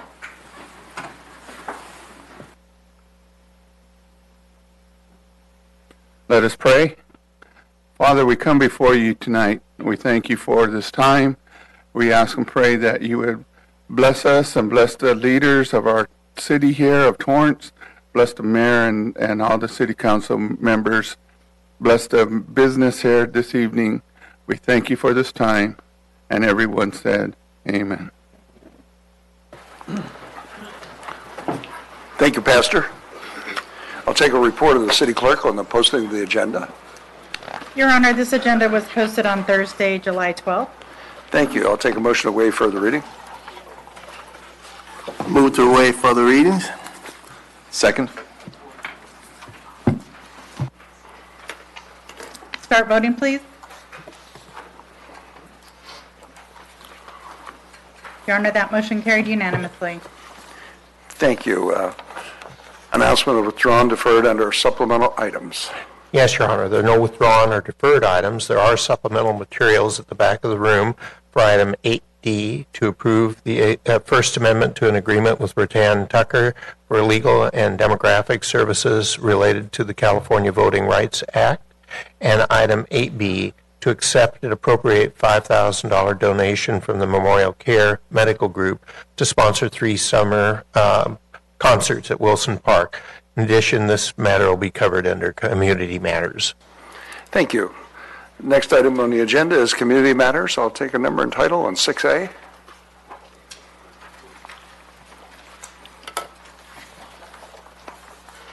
Your Honor, this is resolution number 2018-70, a resolution of the City Council of the City of Torrance, California, honoring Police Officer Scott Matthew Barger upon his retirement from the city after 22 years of service.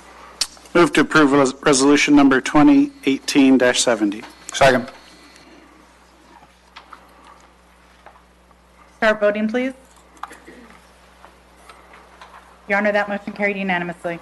Thank you. For the remaining community matters, I'll come down to the podium.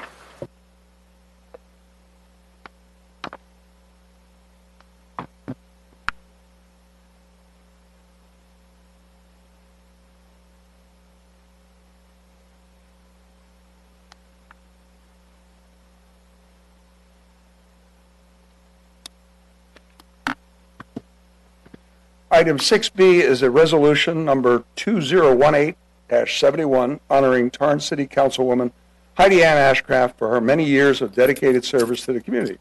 Heidi, will you join me at the podium, please?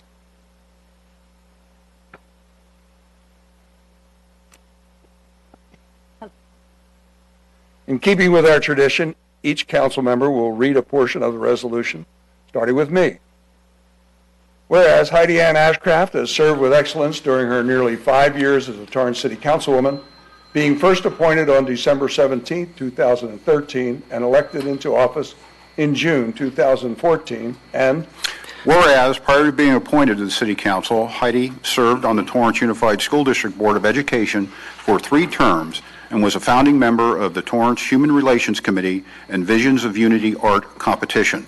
She also served as chairwoman of the Torrance South Bay YMCA Board of Managers, and whereas during her tenure on the Torrance City Council, Heidi served as chair of the Transportation Committee and as a member of the Strategic Plan, Special Standing Website Redesign, and Citizen Development and Enrichment Committees. She has also acted as the alternate voting delegate for the Sanitation District of Los Angeles County, and whereas, most recently, Heidi served as chair of the Employee Relations and Public Safety Committee and as a member of the Special Standing State Legislative Advocacy Committee and the Special Standing Armed Forces Day Committee, and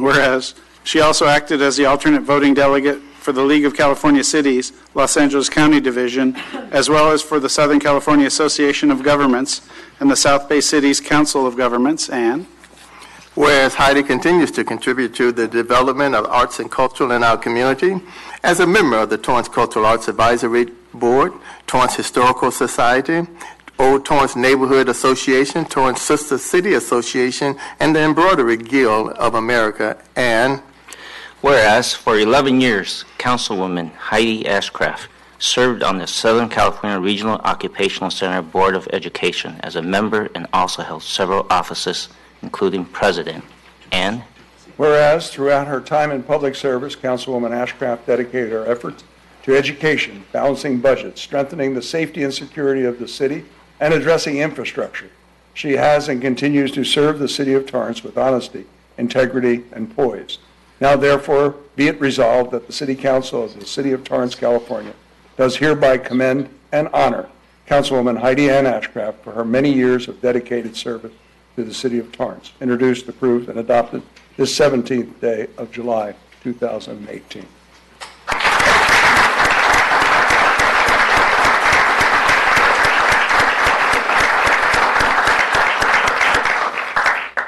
Councilwoman Ashcraft, would you like to say a few words? I wasn't going to, but Councilman Wiedemann and I had a pact that we both come back together, because when we were done, we were done. So we're just here to say thank you very much. And I was always wondering why, when I was sitting up there, a lot of people don't show up for the resolution. So I needed to show up because I really, really appreciate it. Thank you very much. Thank you.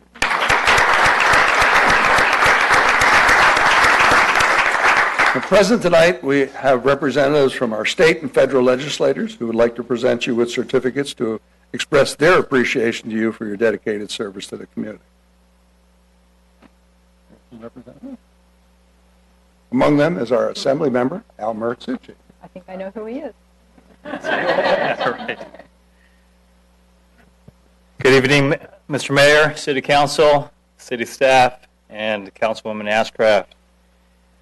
I have had the privilege of serving with Heidi, both on the Torrance Unified School District Board of Education and also as a board member of SCROC, the Southern California Regional Occupational Center. And although I know that we're not always on the same side politically, I am here to give a sincere thank you to your service, to our school district, to the Torrance community, to SCROC, for everything that you have done. So, on behalf of the California State Assembly, I'd like to present this certificate. Thank you, Al. Oh, there we are.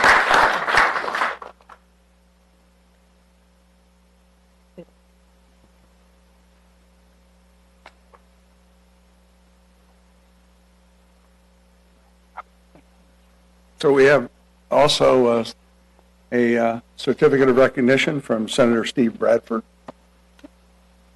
And we got one from the federal, from our Congresswoman Maxine Waters. But the biggest, oh, wrong one. Put it on the wrong side. It's got your name.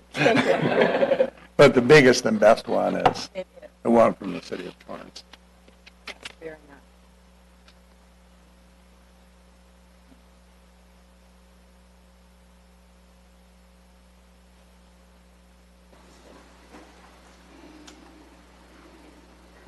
Mr. Mayor, we also have. Mayor, there's staff from.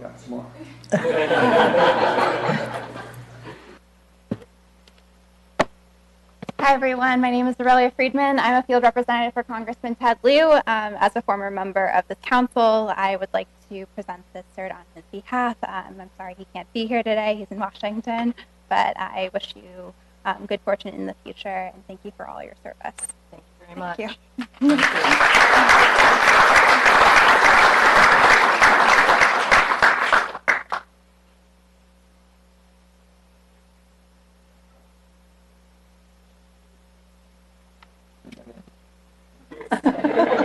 We have two two Senate districts. There's not enough certificates. So Heidi, the senator, would have loved to be here tonight, but due to a plane cancellation, that was not possible. So he sends his best wishes, and he's very sorry he couldn't be here. But thank you so much for your service. The certificate here says, in recognition of your leadership as a council member of the City of Torrance, your dedication to public service and commitment to improving our community is admirable and sincerely appreciated. Thank you for your legacy of work and on behalf of our community. And thank you so much for leading our office to the best it can be in Torrance. So thank you very much for your partner. Thank you very much.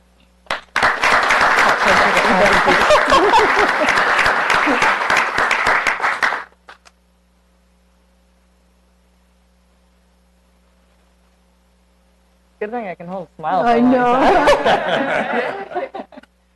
Okay. And Dan, how about if you come up here and get a photograph too?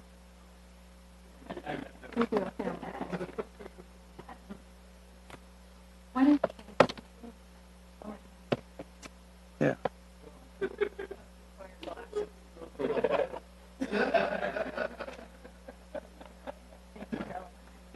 Dan's in charge.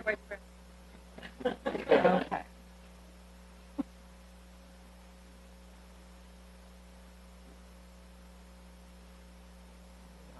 In the middle. Oh, there we go.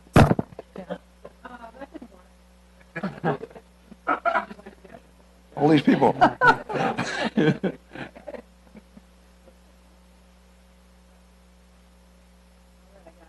Okay, thank you.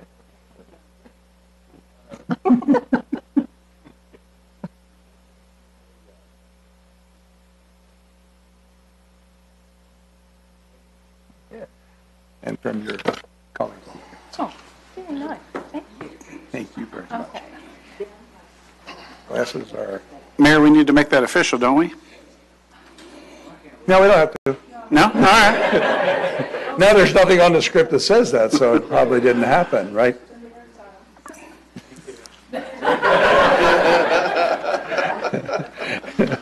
May we have a number and title on that? Your Honor, this is resolution number 2018-71, a resolution of the City Council of the City of Torrance, California, honoring Councilwoman Heidi Ann Ashcraft for her many years of dedicated service to the community. Move to approve resolution number 2018-71. Second. Start voting, please. I'll vote okay. Thank you, Mayor. Your Honor, that motion carried unanimously. Thank you. Item 6C is a resolution number 2018-72 honoring Torrance City Council member Kurt Wiedemann for his many years of dedicated service to the community. Kurt, will you please join me at the podium?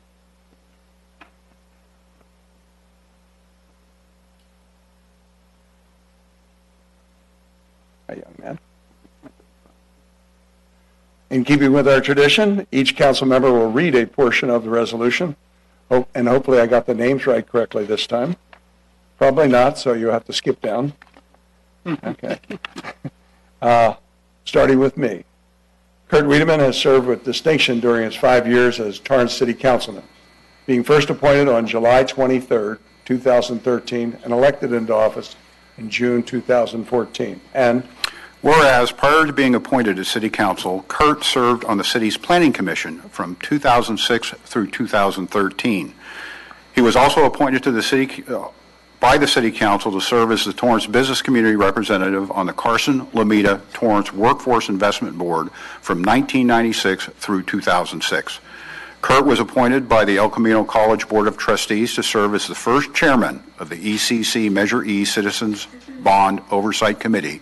And whereas during his tenure on the Torrance City Council, Kurt served as chair of the Finance and Governmental Operations Committee, and as a member and chair of the Citizen Development and Enrichment Committee, the Transportation Committee, and the Special Standing Federal Legislative Advocacy Committee. And he also served as the voting delegate for the West Vector Control District of Los Angeles County, condemning millions of mosquitoes to death. That last part was for dramatic effect. And the South Bay City's Council of Governments as a member of the Strategic Plan Committee and as the chair of the Armed Forces Day Special Standing Committee. And whereas Kurt Wiedemann has been an involved citizen of this community as an active participant in civic organizations such as the Torrance Sister City Association, Torrance Education Foundation, and Torrance Symphony Foundation. And whereas Kurt is an active member of the Torrance Historical Society, serving 3 terms as president, the Torrance Cultural Arts Foundation, serving 2 terms as president, and as a member of the Board of Directors on both the Torrance Public Library Foundation and the North Torrance Homeowners Association. And whereas Kurt Wiedemann has been a resident of Torrance for 33 years and a retired vice president and general manager of Torrance aerospace firm Lisi after a 26-year career. And whereas throughout his time in public service, Councilman Wiedemann dedicated his efforts to the forward movement of the community and has served the city of Torrance with diligence, honesty, and selflessness. Now therefore be it resolved that the City Council of the City of Torrance, California, does hereby commend and honor Councilman Kurt Wiedemann for his many years of dedicated service to the City of Torrance, introduced and approved and adopted this 17th day of July, 2018.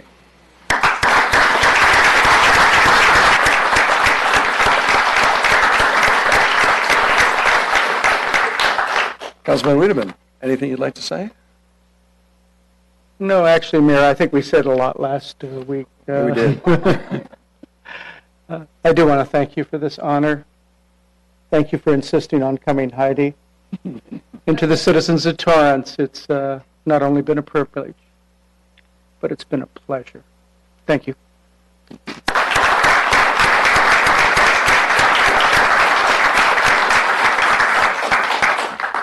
And again, we have representatives from our state and federal legislators who would also like to present you with certificates to express their appreciation for your dedicated service. I have one here from Congresswoman Maxine Waters. I also have one here from Senator Steve Bradford. And of course, you know we're well represented, so our Assemblyman is here. Councilman Wiedemann, I know that we've had, like with Heidi, many years of service together to the Torrance community. I remember when you joined the Planning Commission of Torrance shortly after I left, and that you served with such your unique statesman-like style and demeanor, and I always appreciated your thoughtful leadership for our city. I also want to thank you in particular for standing up for a safer Torrance refinery. I know that we are all committed to a safer Torrance refinery. But I wanted to thank you in particular for your leadership on that. So. Thank you.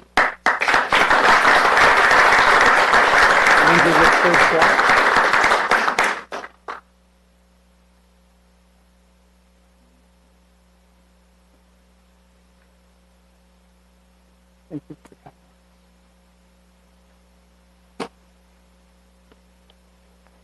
Hi. So I said a lot of these thoughts back when I congratulated you for your tenure as chair of the South Bay COG.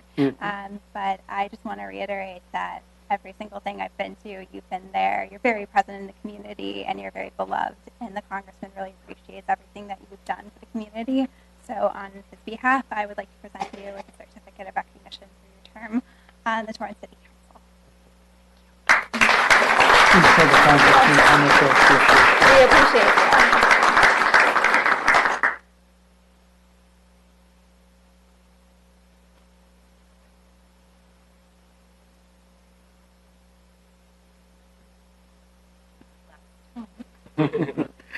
So, like I said, the senator was really hoping to be here, but hard to get here without a plane.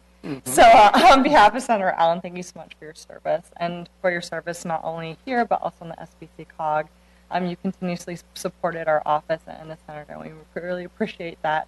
And a little story, in my first week in this job, I think I went to 5 Torrance events within those 5 days, And every day I saw you, and I was like, who is this man? I've seen him quite often, and only come to realize you are a councilman. So thank you so much for your involvement in our city and our Senate district, and I'm sure we'll see you much, much more.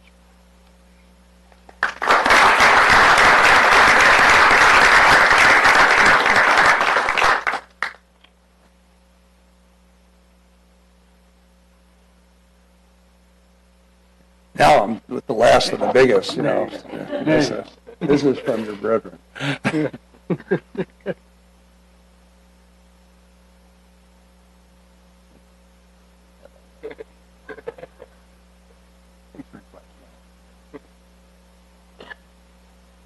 you for coming back. And this is from your company.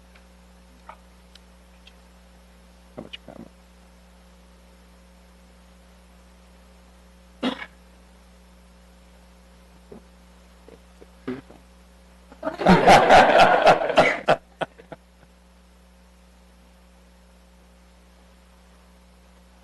Yeah, so I'm going to give you a light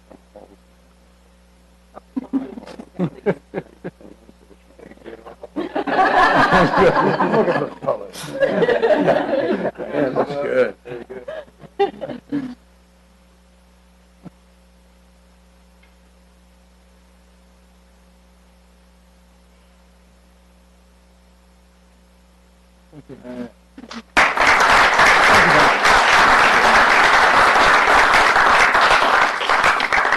How about one more round of applause for both of our outgoing council members?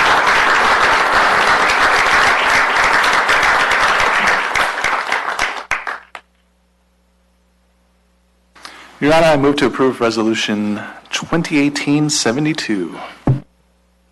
Second. Start voting, please.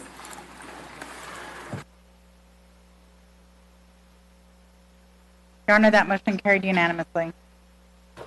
Thank you. And thank you once again to Councilwoman Ashcraft and Councilmember Wiedemann for actually coming here tonight. As Councilwoman Wiedemann said, Councilwoman Ashcraft pointed out, it's so important to come back and say goodbye. And we appreciate that. Thank you. Oh, there, you got one more to go. You're absolutely right.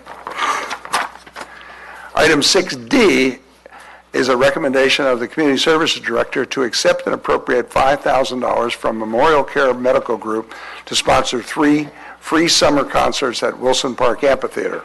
We have 2 guests from Memorial Care who are here to introduce themselves and their new health center to the community. Would Lauren Gallant, Community Outreach and Government Relations Manager, and Dr. Peter Kanishi, Internal Medicine Physician, please come to the podium.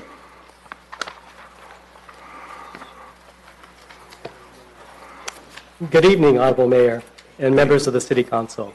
My name is Dr. Peter Kaneshige, and I am truly honored to represent Memorial Care and its sponsorship of the summer concert series at the Wilson Park Amphitheater. The first concert was actually just held this past Saturday, featuring Mystic Wave. There are 2 other concerts scheduled. On August the 12th, the Susie Hansen Latin Band concert, and on September the 8th, the Greg Young and the 2nd Street Band concert. The Memorial Care brand name was launched over 20 years ago, and our mission is to improve the health and well-being of individuals, families, and our communities through innovation and the pursuit of excellence. Memorial Care now consists of 4 flagship hospitals in Long Beach and in Orange County, and a multi-specialty medical group that consists of 28 offices and over 250 physicians and other healthcare professionals. I've been an internal medicine physician for over 20 years in practice, and along with my colleagues, who are pediatricians, Dr. Salvacion Torri and Dr. Karen Alfonso, we opened the new Torrance Health Center located on Hawthorne Boulevard, south of Sepulveda, just last fall. Memorial Care also has a pediatric outpatient specialty center located on Lumita Boulevard, just a few blocks away. Our office offers multiple services, including scheduled and same-day appointments for adults and children, lab services, and x-ray services, all in one convenient location. We look forward to expanding our provider and provide staff and services in the years to come. But I'm really excited to be here because I've been a Torrance resident for over 25 years. Your Honor, being a fellow North Torrance homeowner, we have actually been together, the same thing, for 3 events in this past 9 months. You graciously came to our open house and ribbon cutting ceremony last fall. A few months ago, you were the distinguished guest speaker at the North High School induction ceremony for the National Honor Society, for which my son was the president this past year. And here's the 3rd occasion where I have the true privilege of representing my medical group to my home city's governing body. You know, serving the local community is an important part of Memorial Care's vision and purpose. And being a sponsor of the Summer Concert Series is a great way to introduce ourselves and become more involved in our community. I think we can all agree that music soothes the mind and comforts the soul. I know this firsthand, for my son and daughter are members of a youth orchestra in North Torrance for many years, and I've enjoyed the multiple concerts and performances that they've been part in. So, speaking on behalf of Memorial Care, we are honored and thrilled to partner with the Community Services Department to make the Summer Concert Series happen. We look forward to seeing everyone at the Wilson Park Amphitheater on August 12th and September 8th. Thank you. Thank you, Doctor. Add a few words. Yes. I will just add a few words, if I may. Good evening, Mayor Fury and honorable members of the City Council. My name is Lauren Gallant. I'm the Community Outreach and Government Relations Manager for Memorial Care. And I know Dr. Kaneshige already mentioned how excited we are to be part of this community, but I'll mention as someone who isn't a physician, my role with the healthcare organization is to really work with our local communities, our government officials, our nonprofit organizations, to really work with our communities and develop some thoughtful programming to be of service to the community. So on behalf of our physicians, our staff, our leadership, again, we just want to say how grateful we are to be in the community and looking forward to working with you all. Thank you so much. Thank you very much. And Doctor, I'm sure your patients have noticed that you are the smiling doctor ever since you started working in your city. I know the very first thing you said to me was, I'm working in Torrance. I don't have to go on that freeway anymore. So that's why you're really a happy practitioner. Specifically, item 6D is a recommendation of the Community Services Director that City Council authorize the acceptance of a Memorial Care donation in the amount of $5,000 and appropriate and allocate donation monies in the amount of $5,000 for summer concerts at Wilson Park. May I have a motion, please? So moved. Second. Start voting, please. Your Honor, that motion carried unanimously. Thank you very, very much. We really appreciate it. Thank you.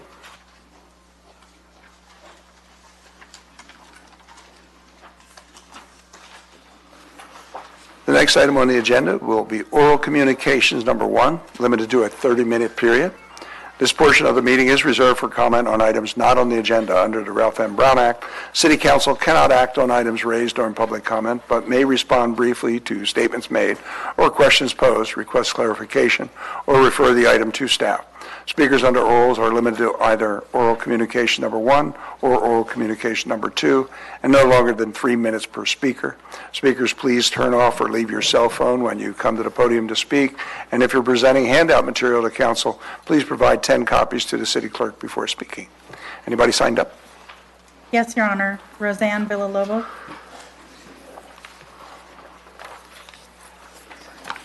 Aloha, Mayor, City Council, and guests. I'm here for a couple reasons. For the Torrance Roseville Association, we have a couple of restaurant perosas coming up this Thursday. We have Hoff's Hut. It's an all-day affair, so you can go and get breakfast, lunch, or dinner, whichever you prefer. And the following on Tuesday, July 31st, we are at King's Hawaiian in the local place. I highly recommend the Dole Pineapple Whip. It's awesome, and the Paradise Cake. They're just delicious. Don't forget to go and have dinner and get your dessert. Bring that home. I have the flyers up here for you. I'm also here for the luau that we have coming up on July 28th. It's at the Ken Miller Center from 5 to 8 p.m. We have a lot of great, awesome silent auction gifts. We have a flight to Catalina. We have brew your own beer. We have a bowling party, Dodger tickets, a beer crawl, Six Flags Magic Mountain, wine tasting. We have all kinds of really wonderful, those are the silent auction items. We have a lot of wonderful baskets, and we have a lot of gift cards that we have. It's called Rose in Your Garden. You'll select a rose in the garden. That is, again, at the Ken Miller Center, and the tickets are $50. You can find all the information online at our website at www.torrancerosefloat.org. And we also have a Facebook. Hopefully you're following our Facebook. And you can, we always post everything that we've got going on, all our information. You can get there, and we have a hotline number, and that number is 310-618-2425. Malaha. Thank you. Thank you. Elaine Jenkins.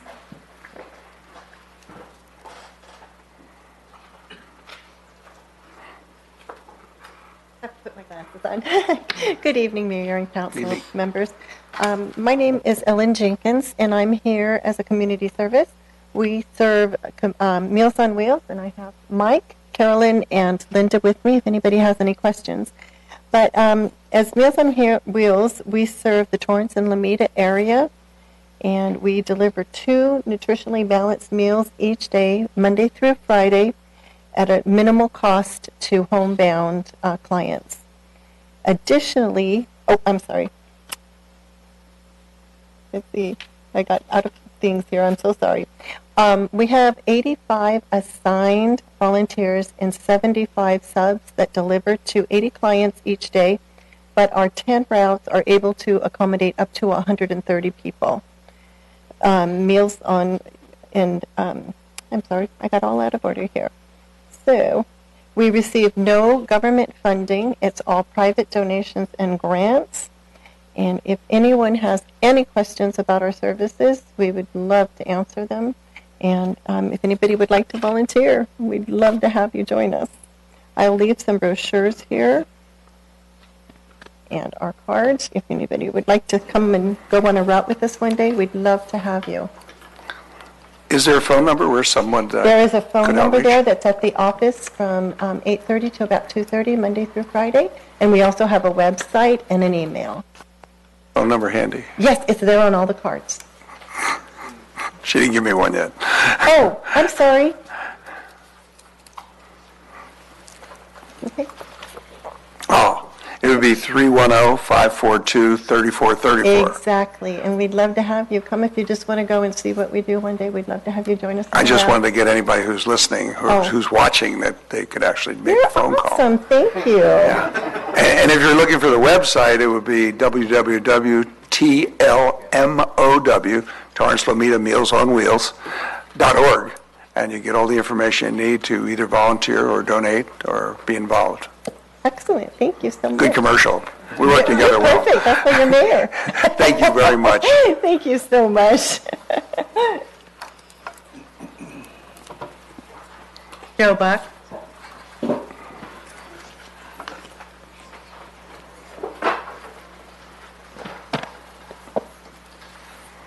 My name is Joe Buck, and I handed out before the beginning of the meeting an outline of various inconsistencies in the Torrance Code and the definition and description of the hillside overlay zone.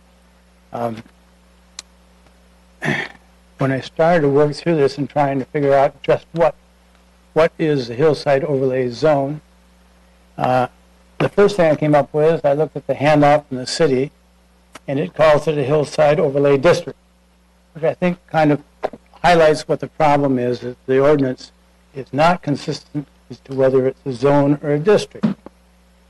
a zone, you're probably all familiar with it, the zone overlays various districts and imposes additional requirements on any new construction in those districts. What difference does it make if it's not clear in the code? Well, I attended an early presentation by the Butcher Hill proponents, and at some place along the way I realized that they didn't have as one of the initial steps the removal of the Butcher Hill development from the hillside overlay zone. Now, I asked one of the people involved, why haven't you included that as the initial step? And I was told it would be very difficult. I didn't understand it initially, but when I started looking through all this stuff and realized that the code, it mixes willy-nilly the name district with zone, and that the 2009 general plan for Torrance, which breaks up all of Torrance into various districts, you're in some district or another district, one of which is the Hillside Neighborhood District, which encompasses the Butcher Hill project. I think they get it sorted out. They realize that it's a relatively simple matter to say we want to remove that from the hillside overlay zone, which imposes requirements on construction for any new construction of more than one story, and they're certainly talking about things that substantially exceed one story. It would be, if they want to move forward on it, that's the initial thing they should do, is remove it from the hillside overlay zone. If not, then you can be sure somebody, if not me, will be here saying, hey, you're not meeting the requirements for the hillside overlay zone. I suggest that this is a good time to have your, whoever in your departments, perhaps the planning department, go through the ordinance, and you'll see all the problems I list in there, and just clean them up so that it's clear, and then it makes it simple that everyone knows, well, maybe they don't want to approve the project, but at least they won't be confused and spend valuable time and attention on the question of, well, can they, or how difficult is it to move it from the hillside overlay zone, but leave it in the hillside neighborhood district. But it's just a matter of saying, hey, let's remove some confusion, and then people that are for and against such things as Butcher Hill can concentrate on the positive and negative aspects of that and not waste valuable time on having to explain that, hey, the hillside overlay zone is different and distinct from the hillside neighborhood district. Thank you. Yep, thank you. Michelle Rushton.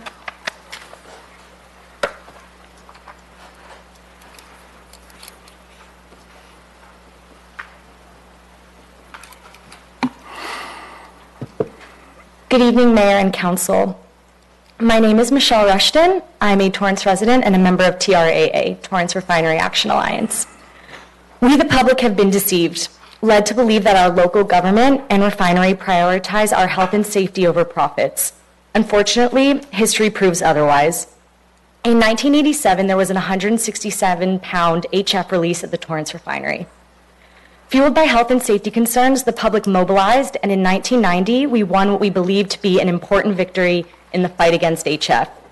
This came in the form of a consent decree, which mandated that Torrance Refinery modify HF to make it safer, for the ultimate goal of protecting communities and families against deadly exposure.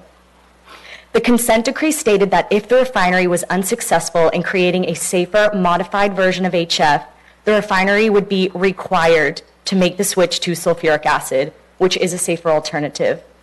The refinery was given until the end of 1997 to complete their transition.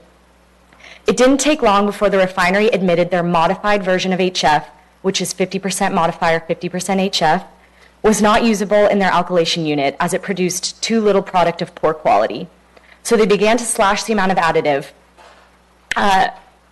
down to a maximum of 10%, which makes MHF minimum 90% HF, therefore no safer. If released, it will form a ground-hugging deadly vapor cloud. At this point, in accordance with the consent decree, the city could and should have stepped in and made the refinery abandon MHF and make the switch to sulfuric acid. Instead, our public servants and elected officials bent to the will of the refinery, allowing it to write its own rules of play, editing and adapting the consent decree to serve its own needs with no regard for community health and safety.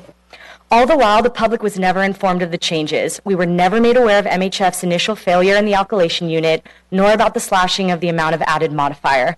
The public was purposely kept in the dark. We have been deceived since 1990 and are still being deceived 28 years later. The refinery's political reach extends all the way up to this council seated in front of us.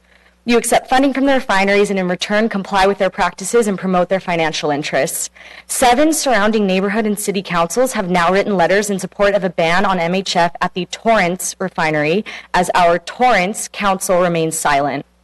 Our elected officials had the opportunity 20 years ago to mandate change, and they opted to sit on the sidelines. The AQMD has been presented the science, and they are no longer debating the technicalities. This is a political issue, and you too continue to sit on the sidelines, blatantly disregarding your civic duty and your commitment to serve this community. You are failing us. The AQMD is considering a Rule 1410, which mandates a ban on MHF within 4 years. We urge you, for the betterment of this community, to write a letter in support. Thank you. Thank you. Danielle Johnson.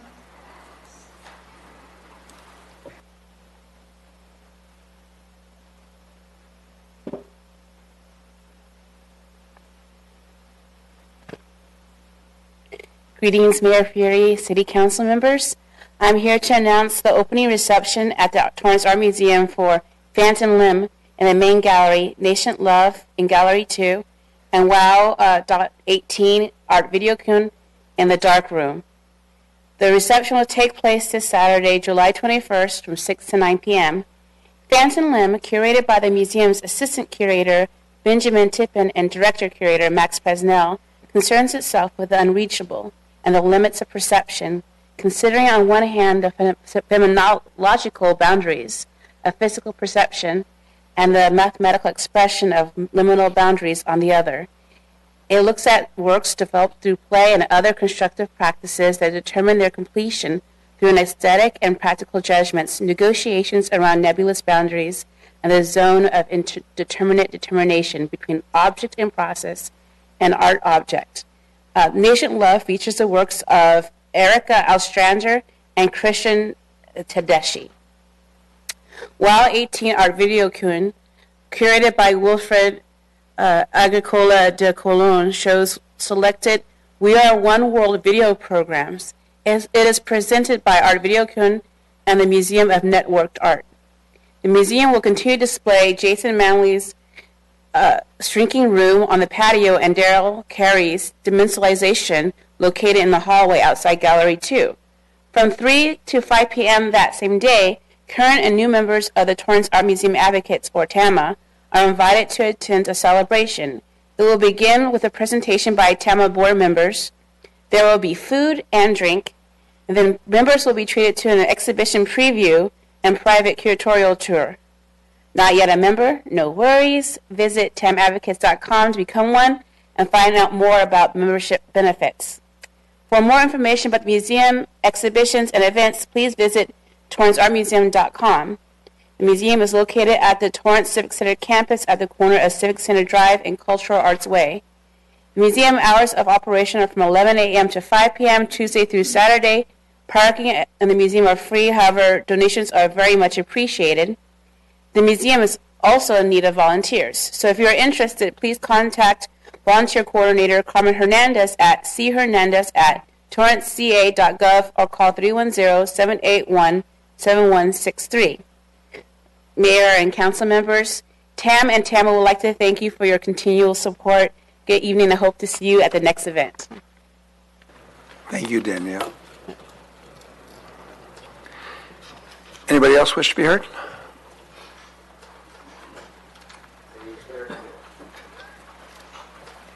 Hi, Carol Gillis, representing the Torrance Theater Company. I just wanted to remind everybody that our play, the summer musical, How to Succeed in Business Without Really Trying, is coming in about 3 weeks. And we, as you may remember in the past, we have a pre-show, and there are still tickets available for the pre-show. $25, you get a meal, you get to meet some of the actors, and this is right before the show starts.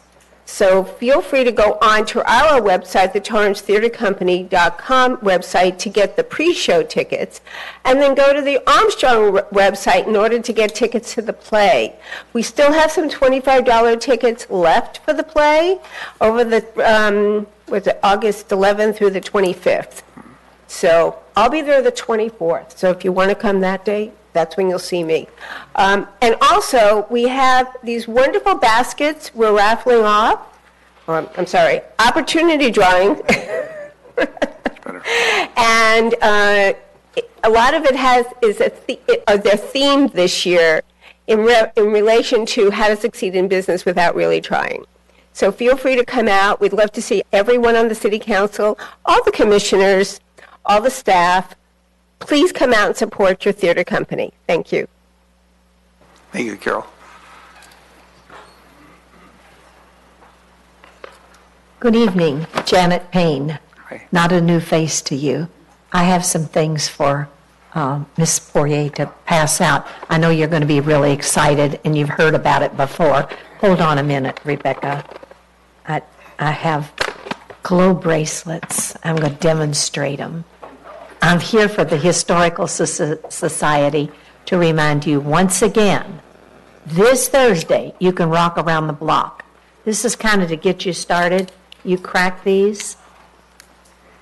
Really do it, because they're... I wanted to please. Yeah, well, I have a couple ready-made, and you just do it like this, and you have a glow bracelet. So if you take these tonight, here's a couple extra so everybody can have one. Then you can hide in the closet when you get home and see how pretty it is. Well, you're going to see a lot of them on Thursday night at Rock Around the Block. This Thursday, 5 to 8 p.m., be there or be square in front of the music. You better wear. You better wear, because I'm going to be watching. I got my eyes on all of you. It starts at 5 and goes till 8 on a weeknight. And, of course, you can also get In-N-Out Burger truck will be there to serve dinner if you're so That's desired. Right. And some classic cars.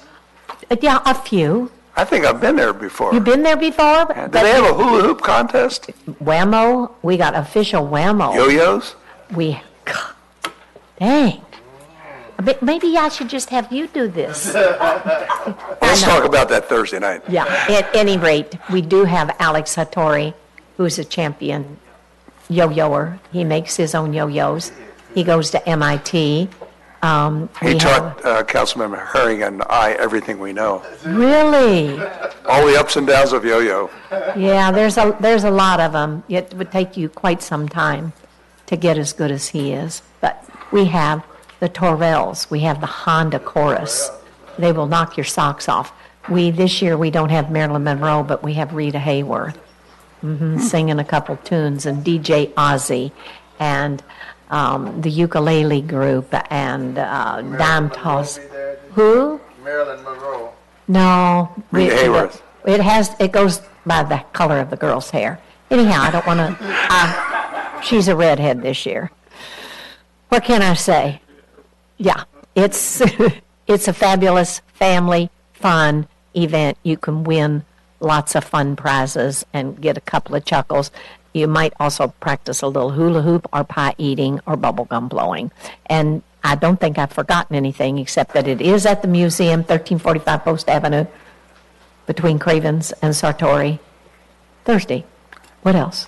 You missed one thing. What? Our firefighters will there be demonstrating Staying alive. sidewalk CPR. So there's an opportunity to get that too. And the police chief has promised me that she's going to be there too. I don't know if she's going to hula hoop. However, time's up. We hope to see. I see that as a negatory. That was a negatory. On the hula hoop. She is coming, and she's already got her bracelet ready. Okay. Thank you for letting us tell everybody about it again. It's so cool. This is our 14th year, so we're doing something right. And we're doing this to celebrate the All-America City Award we got in 1956, and I know Mr. Jackson's happy that we keep promoting that and carrying on the tradition. Thank you again. Thank you, Janice. Bye.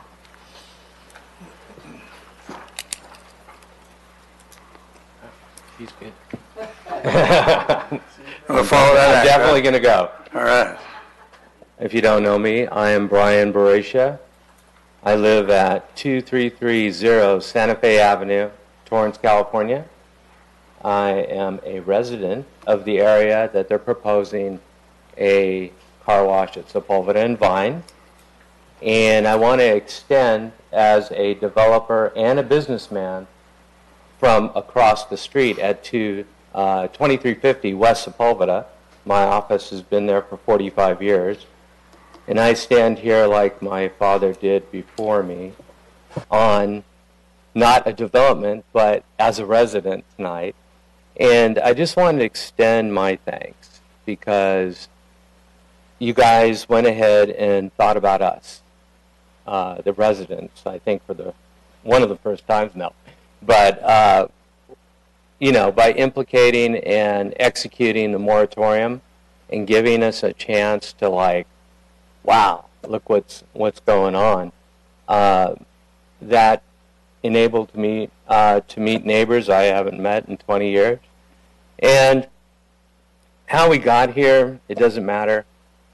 I know the city's in a little bit of a pickle, but if I can extend anything that I can do to help, the neighbors, I can guarantee you, are 100% against this project.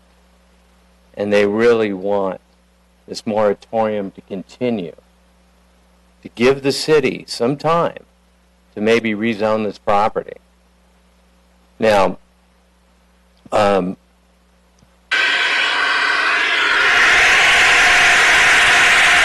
many of you guys like lawn blowers in the morning? Anybody here like lawn blowers? One person? 7:30 in the morning? I don't think so. That was just a small sample of the noise that I call house number 6 on Santa Cruz.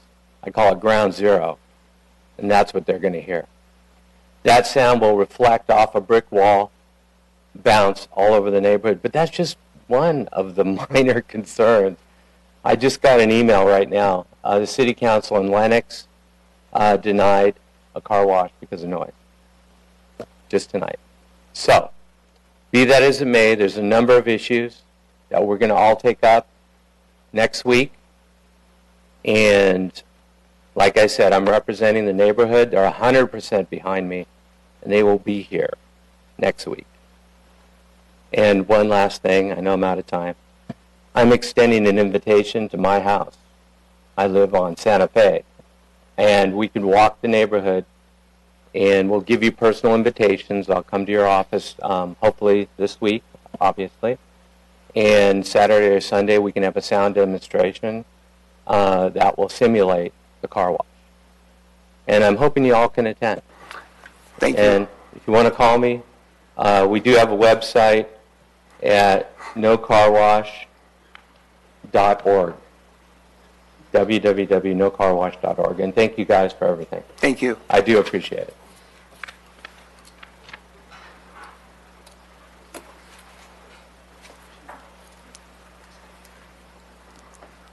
Mayor, Council, name's David Ortiz. I come in here because it was brought to my attention, somebody saw a city notice for public hearing for next week for something that has to deal with putting a light on Del Alamo Boulevard between Madrona and Hawthorne. Madrona and Hawthorne. And to me, there's only one notice, and it's on Hawthorne Boulevard next to In-N-Out. It's next to In-N-Out. Nobody can see it. There's no notice on the community side of where that light's going to be, where the people that live and the condos or whatever there's no signs or anything up there. That notice is on Hawthorne Boulevard. Little notice, all wrinkled up. And you're supposed to have a meeting next week. So for the community to know you're having a meeting next week about a sign, a traffic sign that's going to be another traffic light that's going to go in Del Amo between Hawthorne and Madrona. I doubt if you get a lot of people here because they won't even know about it. That's one thing I wanted to say. The other thing that was brought to my attention was that a gentleman was asking me about Columbia Park and that it was supposed to have a lot of stuff done to it and still hasn't been done. They were supposed to put trails in, new trails. That it was promised that they were going to redo the trail in Columbia Park and the fence and everything, and that hasn't been completed. And they were wondering about that. So that was another thing. That was one thing, another thing I wanted to bring up. And the other thing is, you guys are saying you're concerned about, just like the gentleman was saying, about the car wash. And last time I wasn't able to talk about what you want to do on Arlington and put the 18 units. Well, if you don't want to put a car wash there for those people because you're for the community, and trying to put 18 units on that place on Arlington by the railroad tracks is not good for the community. I know all those people came and said something, but I wanted to say something on their behalf. The other thing is, you need to start looking at our roads. They're shambles. They're really are deteriorating really bad. I don't know what streets you guys drive, but I drive all of them, and they're just like, they're going. I mean, you guys are putting Band-Aids here and there, so it's not working. Because when you put a Band-Aid here, something pops up over there. So most of our roads, even across the street, you got that big old dip. On Maricopa, across from the yard, right across that park, I forgot what the name of it is. But you got a big old dip. But most of our streets are going downhill. So that's something you need to look at. Thank you very much. Thank you. Anybody else? Seeing none, we'll move on to the consent calendar. Matters listed on the consent calendar are considered routine and will be enacted by one motion and one vote. There will be no separate discussion of these items. If discussion is desired, that item will be removed from the consent calendar and considered separately. Anybody from the council wish to remove any items? Councilmember Griffiths. 8D as in David. Councilmember Goodrich. That was the same as mine. Same as yours? Anybody else from the council? Seeing none, anybody from the public wish to take any item on the consent calendar for separate discussion? Seeing none, I'll take a motion to approve the rest of the consent calendar. Move to approve consent calendar items 8 Alpha through 8 Charlie.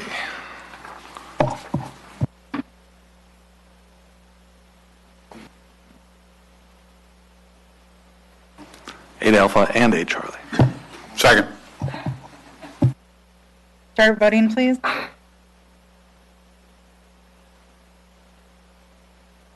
Your Honor, that motion carried unanimously.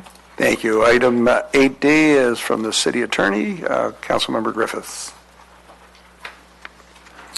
Yes, thank you, Mayor. I brought this one back just because the fees for the legal fees in relation to the districting and the demographer, I had a conversation with the city attorney on this prior to the meeting, and he admitted that this was not handled in the best manner and that some of these fees should have been shared with us ahead of time rather than after the fact.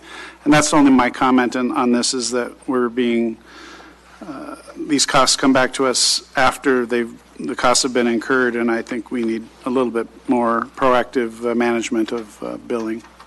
And that's my only comment on it. Councilmember Goodrich. My comment is different. It's in relation to the cost for National Demographics Corporation, $56,000 invoice. City Attorney, could you break that down and be specific about what share of that is for the website where users could create their own maps? Yes, the invoice is broken down as follows. There was an analysis of 2 of the elections that was done for what was called a racially polarized voting analysis. That was $3,000. There was a basic districting, which was the formation of election districts. That was $28,500. There was a public participation kit, which was included within the basic districting. That was the PDF that people could fill out by hand. The online districting tool, that was the online mapping tool, was a $14,500 charge. And then attendance at the 5 public hearings that we had by the demographer was at $2,000 a meeting, so a total of $10,000 for that. Okay, thank you. I'm happy with the service they provided. I think they did a good job, and it's obviously something that we needed to analyze. I'm not disputing that, but we received a lot of feedback from the community about the usability of the online mapping tool, or should I say lack thereof, being a very outdated system, not user-friendly.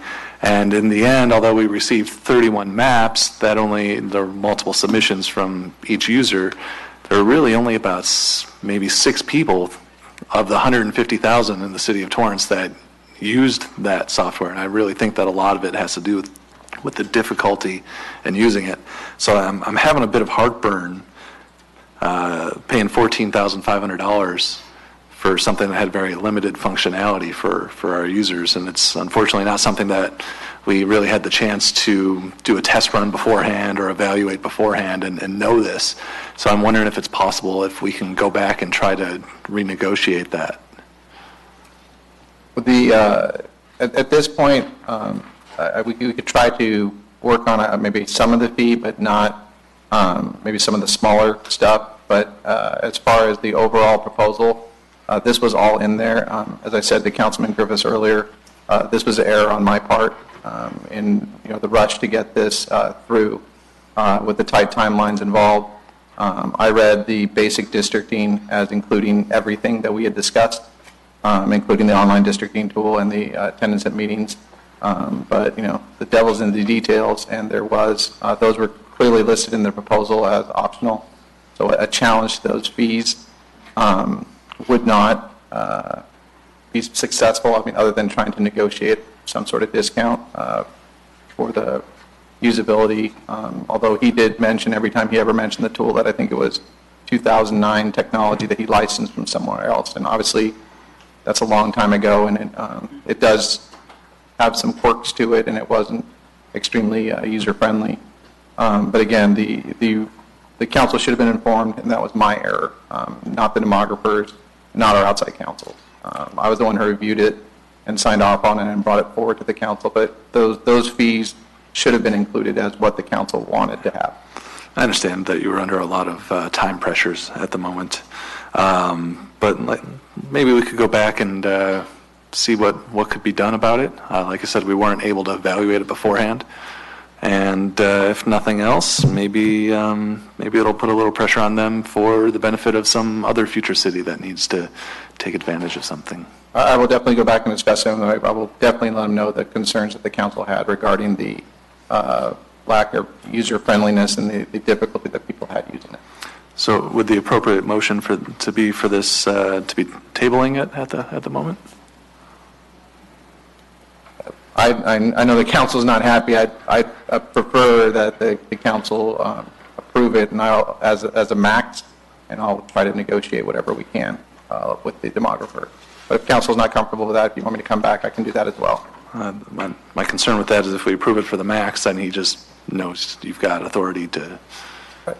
Well, this is all also occurring publicly, so he kind of knows what the discussion is as we're going. But it's up to council, whatever direction you want to go, I'll follow it.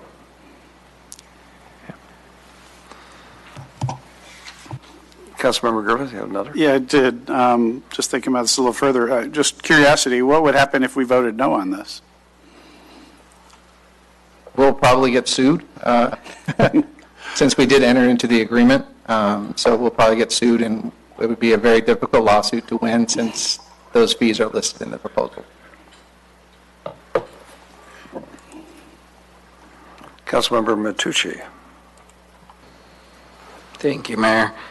My question is, obviously, this money's going to eventually be owed one way or another, unless we can argue the fact that the services that were provided, or the site that was provided, wasn't to par with other programs that might be out there, or the fact that I think whatever the amount was, 14,000, 12,000, and only so many maps and so many users were used. I mean, that's the equivalent of about $500-600 per map, and a lot of those maps were from one individual.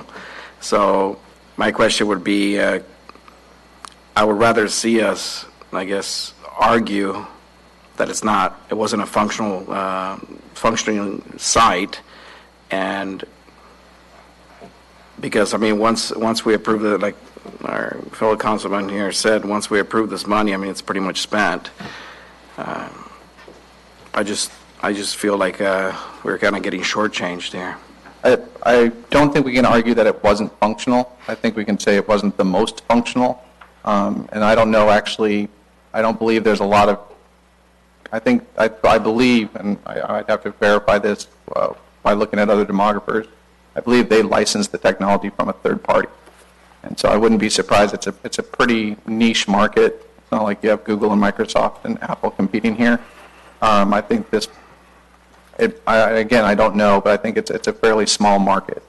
That being said, he did have online tutorials and stuff, and I will say, you know, it wasn't the easiest to use, but you could use it. So I'm not sure we'd be able to make the argument that it was unusable. Councilmember Chen. Having sat in the audience through all those hearings, I do believe the demographers did share with us that the tool wasn't very user-friendly. And hearing all that in this situation, I understand what you're saying is that to fight them, it would be difficult because they told us up front that it was not user-friendly. So I want the members of council to just remember that they did disclose that, if I recall correctly. Thank you. Anybody from the public wish to be heard?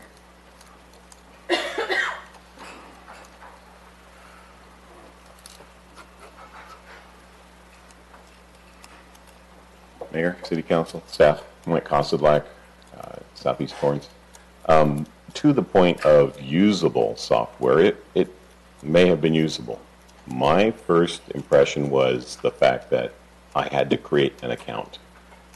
And a lot of people look at this as a privacy issue, and when they start divvying up their opinions politically, maybe people were scared off.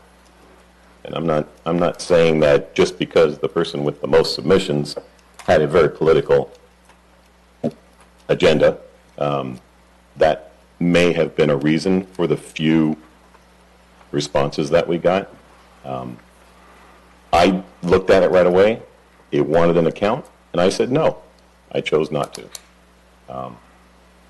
It was a very older style interface, but usability, I can't speak to that because I didn't go into it too far. But I think that may account for a lot of the few submissions that we got. Thank you. Anybody else? Seeing none, I'll take a motion. Councilmember Herring. Move to approve item 8D. Second.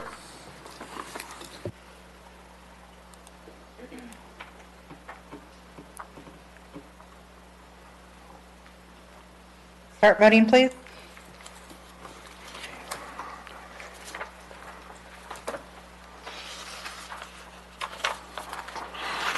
Your Honor, that motion carries with Council Members Goodrich and Mattucci voting no. Thank you. Next item on the agenda is item 9A from the City Attorney's Office. A much brighter item. Sorry, Mr. Sullivan. I'll apologize to Eric now for walking into this one right into his item. He should be just happy you didn't give it to him. Patrick Sullivan, City Attorney. I'd like to start off by thanking the council for this position and the city manager. This is the new position that was created as part of the budget modification program that we did recently, and it will allow us to provide increased capabilities and coverage in court in our criminal prosecution division, as well as allowing our office to provide increased support in land management matters to the city manager's office. So this is really important to our office, and I believe important to the city and its public safety. Eric Renslow is the person that I'm recommending tonight that the council appoint to the position of Deputy City Attorney 1. Eric graduated from UC Davis with a degree in political science.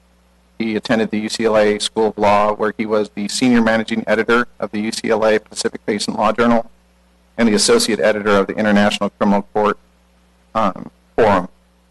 He also received, most impressively, the UC President's Postgraduate Public Service Law Fellowship. So Eric will be assigned to the Criminal Prosecution Division when he, assuming that the council approves him tonight. Present with Eric tonight is his girlfriend, Amy Leon, and also members of the Torrance City Attorney's Office, and I'd like to point out they're behind me, because when I got appointed, I didn't know where they were, and I pointed the wrong way, and they never let me let that down. So I would recommend that the City Council appoint Eric Renslow to the position of Deputy City Attorney 1, and if you do vote to appoint him, I would like to ask the City Clerk to give him his oath of office tonight. Thank you. Are there any questions from the council? I see none. Anybody from the public wish to be heard? Eric, would you explain the statutes of frauds to my colleagues on the council? That's usually one of the requirements. No, but you can come up here anyhow because she's going to swear you in. He was whipping out his card, too. So. Holy cow. If no one else wishes to be heard, I'll take a motion to concur with the city attorney's recommendation. So moved. I second. Is he going to speak? Start voting, please. Your Honor, that motion carried unanimously. Thank you. Would the city clerk like to swear in our candidate?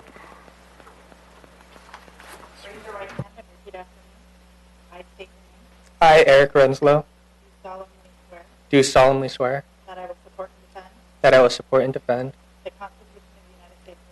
the Constitution of the United States of America and the Constitution of the State of California and the Constitution of the State of California against all enemies, foreign and domestic. I will bear true faith and allegiance I will bear true faith and allegiance to the Constitution of the United States of America to the Constitution of the United States of America and the Constitution of the State of California. I take this obligation freely without any mental reservation or purpose of evasion. And I will faithfully discharge the duties upon which I am about to enter. Thank you.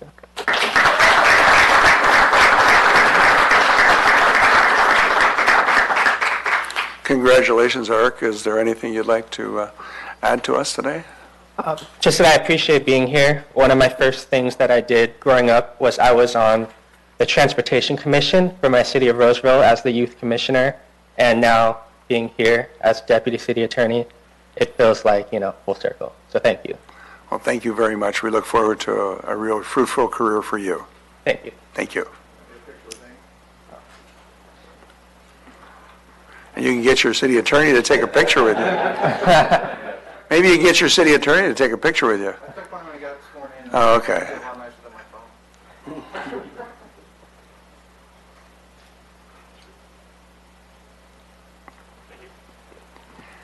Thank you.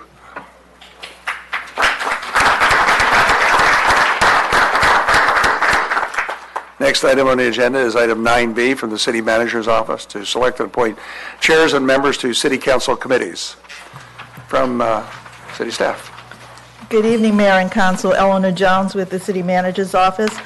This item is a recommendation of the City Manager that City Council select chairs and committee members to standing committees in accordance with the Council Rules of Order, and the Mayor will appoint members to the special standing committees, both chairs and members, City Council liaisons, and ad hoc committees.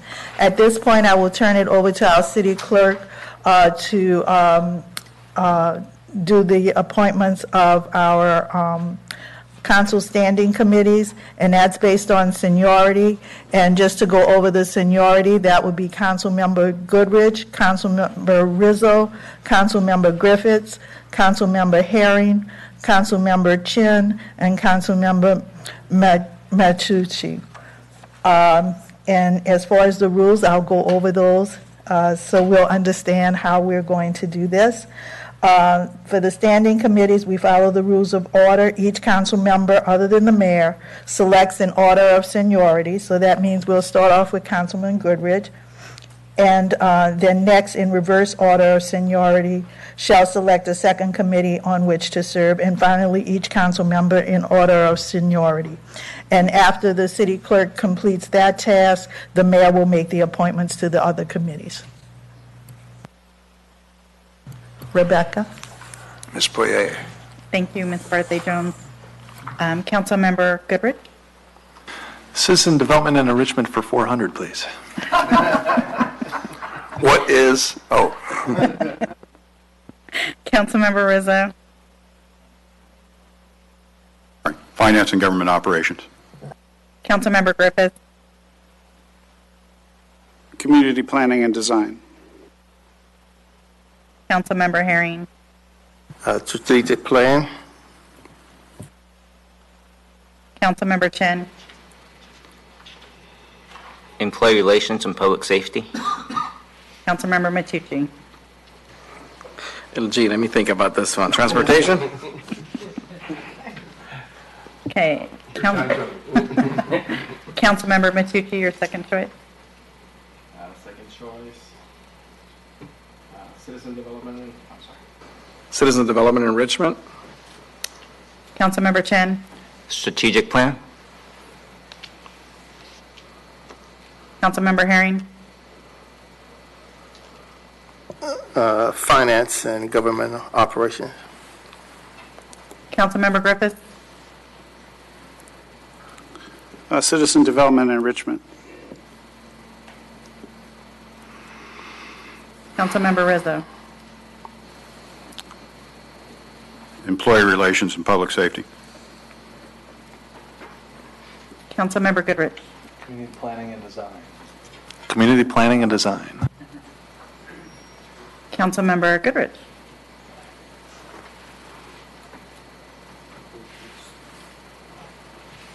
Your next choice.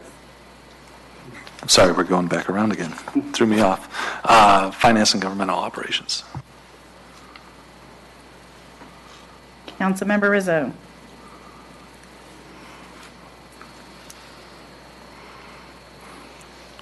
Transportation. Councilmember Griffith? Employee Relations and Public Safety. Councilmember Herring? Transportation. Councilmember Chen? Citizens Development Enrichment. That one I believe is full. We have Goodrich, Mattucci, and Griffith. Maybe I lost track of that one. Community planning or strategic? I'm already strategic, so there's only one left, right? I got the other one. I just lost track. Community planning? Correct. That's the one. Okay, and Councilmember Mattucci. Strategic Plan. Thank you.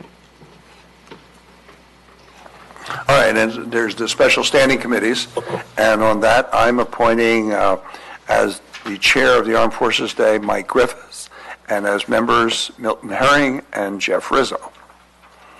I am also appointing to the Federal Legislative Advocacy Committee, myself as the chair, Councilmember Griffith as a member, Councilmember Rizzo as a member, and Councilman Chen as an alternate.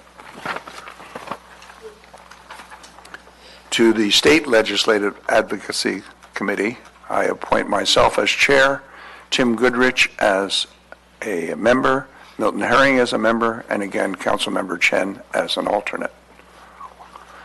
On City Council liaisons, I'm appointing to our sister city association, Councilmember Griffiths as the liaison and an alternate, Councilmember Herring. Do we file this? Is there any council action necessary? By resolution? No. No? Okay. Then that concludes item 9B. Mayor, excuse me, I just wanted to mention about the ad hoc committees. Yes. Those are committees that are assigned as a on-needed basis for a specific topic. So that's why there are no members assigned to that committee. It's assigned on an as-needed basis. And a Ad specific hoc. topic. Yes. It's in the name. All right. Next item is 9C, and that's to appoint members to outside regional boards and agencies.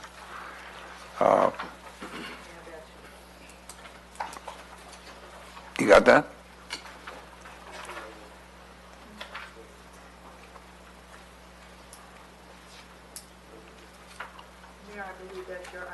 Yes, it is. That you designate Yes, it is. the members. So my recommendation to the City Council that you concur with my appointments to the League of California Cities, Los Angeles County Division.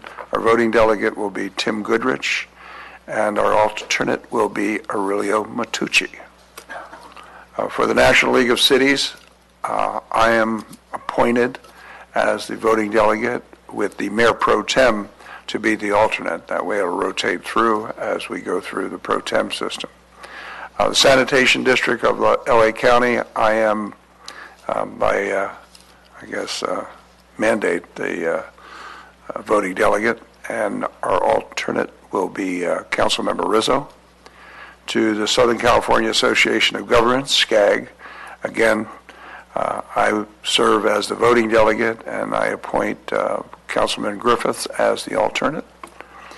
The South Bay City Council of Governments, I'm appointing Jeff Rizzo as the voting delegate with Councilmember Herring as the alternate. The West Vector Control District of Los Angeles County, I'm appointing Councilmember Griffiths to serve through the, I guess it's 12/31/19 term, and then we have to come back again and do it again. And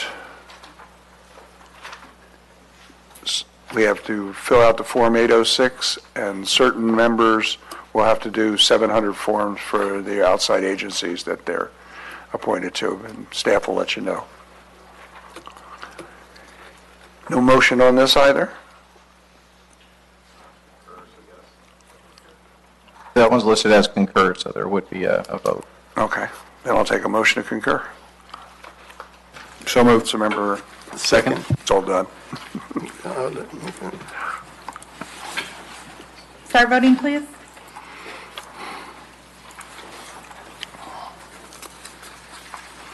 Your Honor, that motion carried unanimously.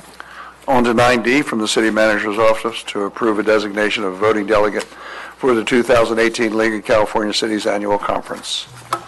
Good evening, Mayor and Council. Eleanor Jones with the City Manager's Office. This is a recommendation of the City Manager that City Council approve the designation of Mayor Patrick J. Fury as the voting delegate to represent the City of Torrance at the 2018 League of California Cities Annual Conference from September 12th through September 14th, 2018 in Long Beach, California.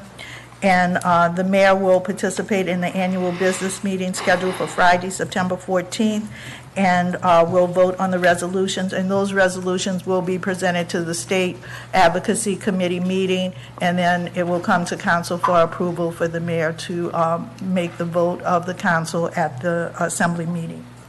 Any questions? Thank you. Ken, do we need a motion, I guess?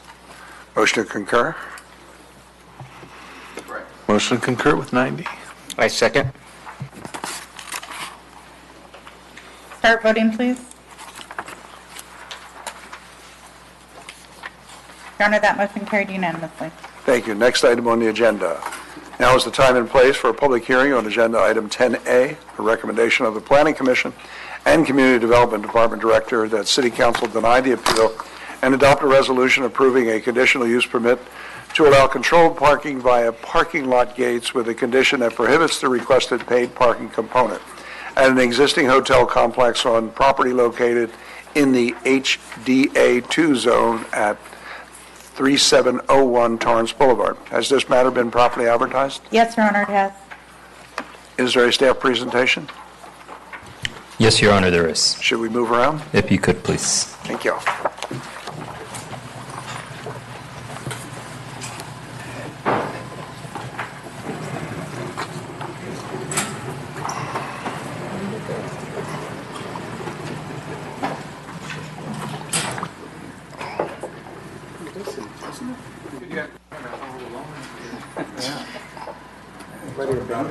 All right. Thank you, Ellen. Good evening, Honorable Mayor and members of the City Council. My name is Danny Santana. I'm with the Community Development Department. We have a brief presentation for you that covers the items contained within your agenda item. The item before you tonight is an appeal of a Planning Commission approval of a conditional use permit that allowed controlled parking via parking lot gates with the specific condition that prohibited the requested paid parking component for an existing hotel complex on property located in the H-DA2 zone at 3701 Torrance Boulevard. The subject property shown in yellow is zoned H-DA2 and is located on the north side of Torrance Boulevard between Hawthorne and Amy Avenue. This property, as well as those shown in blue, are located within the Hawthorne Boulevard Corridor Specific Plan and include the H-DA1, H-DA2, H-PR, and HMD zones of the specific plan.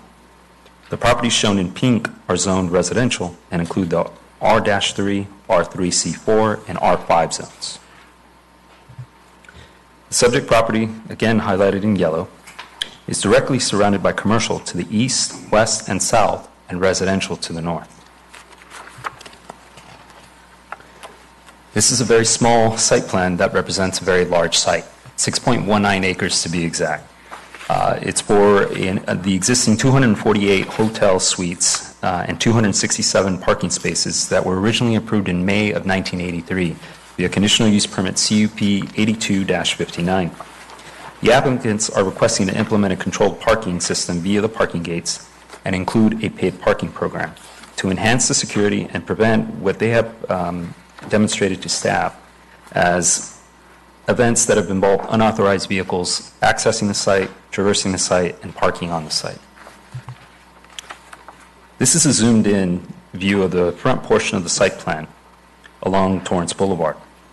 The request involves the installation of two parking gates, an entry gate north of Torrance Boulevard circled in green, and an exit gate near the property's southwest corner circled in red. The proposal will maintain 23 publicly accessible parking spaces before the entry gate to allow for check-ins and guest drop-offs. Staff notes that the site is well maintained and has had recent renovations to the gatehouse, which is their check-in facility, and their laundry building. The applicants have worked with both the police and fire departments to ensure the proposed gate placements and widths maintain emergency access and on-site circulation. Staff is supportive of the gate parking controls, not of the paid parking aspect of the request, as it has not been traditionally supported by staff and prior city councils and planning commissions. The following photos were taken by staff on July 11th. This photo was taken looking north towards the subject property from across Torrance Boulevard. This is looking northwest towards the property, looking northeast towards the property, and then finally looking south from the subject property across Torrance Boulevard. On April 18, 2018, the Planning Commission reviewed the requests. The applicants presented the project explaining the need for controlled parking and how the requested parking fees will help cover and offset the costs associated with the gate control systems and in addition help fund future security upgrades as needed. The Commission expressed concerns with guests parking on other properties to avoid paying fees if the paid parking component was approved. The applicants explained controlled parking was to address recurring problems and provide guests with a better sense of security of their rather large site. The Commission reiterated concerns about paid parking, and a discussion ensued regarding the requested charges for parking, the cost for the installation of the system, and the potential revenues that the paid parking system would have for the hotel operation. Discussions followed about alternative means of funding security upgrades, and one commissioner suggested approving paid parking for a temporary period of 1 year and revisiting it to determine whether there were impacts to the area. Before closing the public hearing, the Commission discussed the matter further with the applicant, and the applicant closing their comments with the need for the parking fee revenue to help cover the costs of the security upgrades. Subsequently, the Planning Commission closed the public hearing, and a motion to approve the request with the specific prohibition of the paid parking was passed by a unanimous roll call vote. On May 3rd, the applicants filed an appeal requesting removal of the Commission's prohibition of the paid parking and brings us here tonight. This concludes staff presentation, and we're available for any questions. Thank you. Could you move us back, please?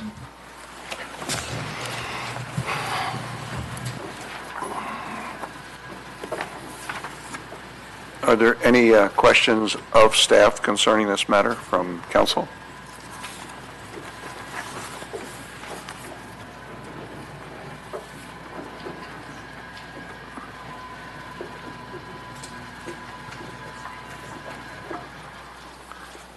Councilman Mattucci. Thank you, Mayor. Is there any other properties similar to this that are currently charging for parking? Because if I remember correctly, the Marriott occasionally charges. Sometimes they leave the gate up. Yes, there are 3 other instances of paid parking in the city of Torrance. The Marriott is one, and that dates back to a little over 10 years ago. We also have a circumstance where the Del Amo Financial Center, now known as Del Amo Crossing, had a controlled parking system that predated conditional use permit requirements associated with this. And we have a medical office building on the north side of Torrance Boulevard, west of the Providence Little Company of Mary campus, that instituted controlled parking.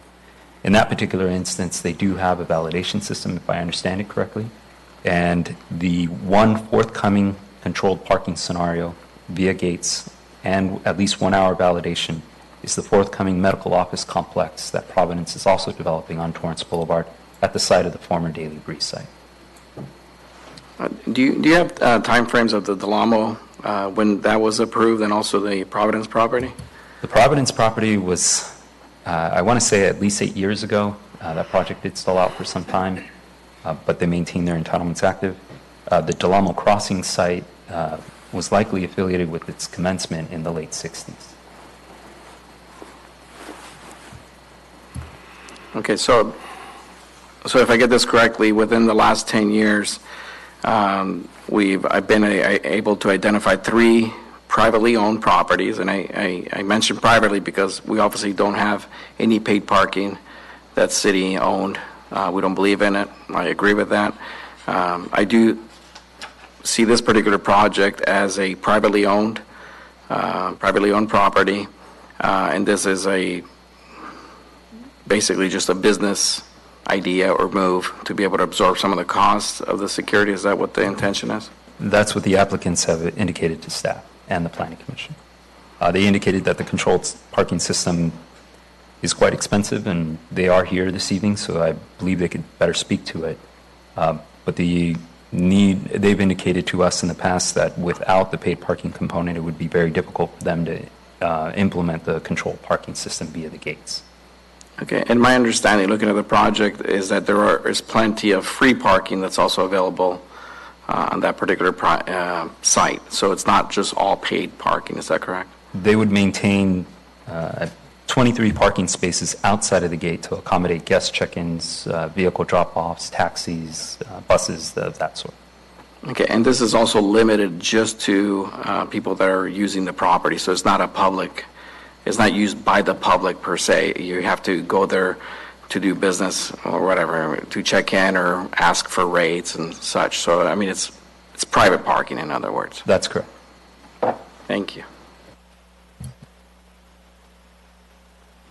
Councilmember Griffith. Yeah, thank you, Mayor. Just for clarification from staff, you mentioned those properties that had allowed use for paid parking. Is Del Amo Crossings currently charging for parking? I believe during their construction operation they are not, but they do have. Have they been prior to the construction? They have. Oh, I wasn't aware of that. Okay, thank you. Wasn't the Tormed building also paid parking at one point, or was that removed? Yeah, Jeff Gibson, Community Development Director. You bring that one up, and I agreed. I'm going to say 20, 25 years ago, the owner of one of the Tormed buildings implemented or tried to implement a controlled parking arrangement because there was so much parking difficulty with the various uses in that area. And since that time, I think he has chosen to discontinue that control device. Okay. Thank you. Is the appellant here, proponent?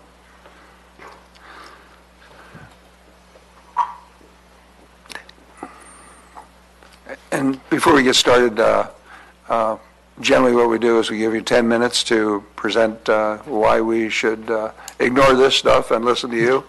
And then when you're done, we'll open it up for the public to come in. Maybe we'll have some questions of you in the meantime. And then after that, you can come back with 5 minutes of rebuttal. It does not mean you have to use all 10 minutes, nor all 5 minutes, nor do they have to use all 3 minutes. No, I won't use all 10 minutes. All right, thank you. Good evening, Mayor Fury, members of the City Council. My name is Patrick Perry, and I represent BRE SSP. They're the owners of the Residence Inn at 3701 Torrance Boulevard. And I appreciate the opportunity to be able to come here and present our arguments in favor of the appeal.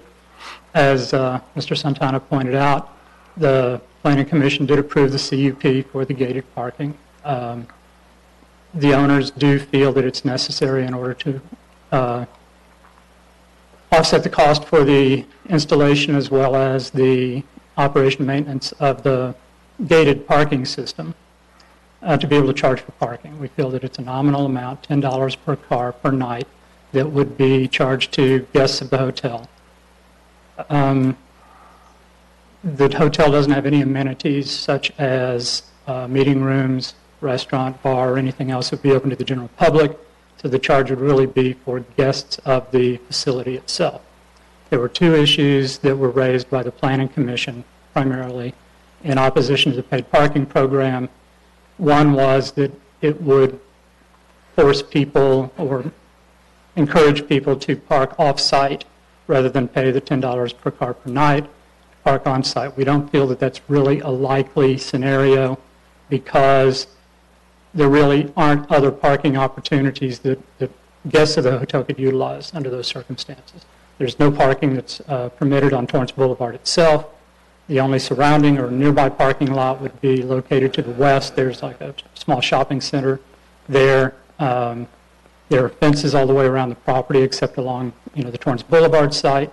So for someone, a guest of the hotel to want to park off-site and then carry their luggage or other belongings onto the property, we don't think is a very likely scenario. And as I said, there aren't amenities that the general public would be using, and therefore people who would be coming there for other purposes, wouldn't be inclined to park off-site either. The other issue that was raised by the Planning Commission, was mentioned by Mr. Santana as well, is that paid parking is generally discouraged in the city.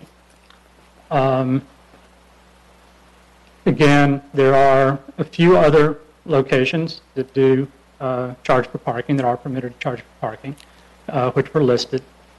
There is no outright prohibition within the municipal code or the specific plan, the Hawthorne Boulevard Corridor specific plan, against paid parking. It's simply a preference, I think, on the part of the city that they've utilized over time. Again, because there are other paid parking locations, especially we think, the Torrance Marriott is one, which does have certain amenities like meeting rooms, restaurant, bar, and so forth.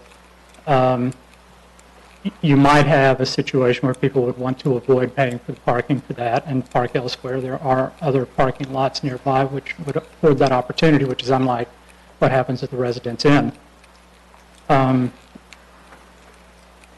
So we feel that this is justified. Again, I think we can go into more operational details. I'm here with Mark Sample, with Marty Stamek, who are representatives of BRE, and can provide more details with respect to the operations. But it would allow people to take a ticket. You'd go in. You could pay then as part of your hotel bill when you check out. It would all be controlled. There are other security enhancements that are going to be provided along with the gated parking, which are going to be like security cameras and so forth. This would help offset the cost for those.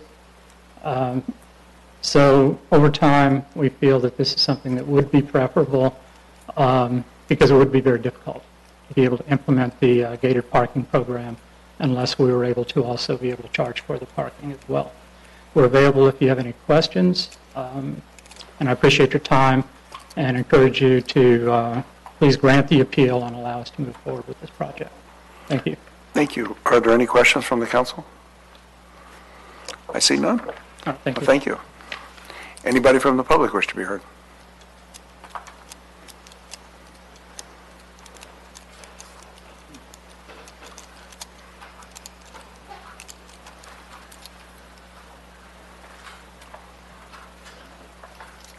Name's David Ortiz. As far as the gentleman here is saying about paying $10 a night when you stay at a motel, I think that would be hurting his customers and the city if they want to see anybody coming in. If I had family coming in and they told me at that hotel they would have to pay $10 a night for parking, I would look for somewhere else, or I would have them park across the street, because I think that's redundant. It's not good thinking for him or for the city to lose customers for $10 a night. I think that's a little bit outrageous on top of your own bill. So it's an inn, so they can cook and everything in that place, but then to throw another $10 on your bill, it's not really cool. I don't think so.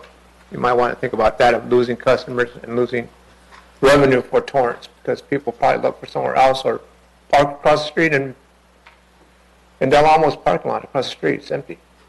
Thank you. Thank you. Anybody else? Councilmember Mattucci.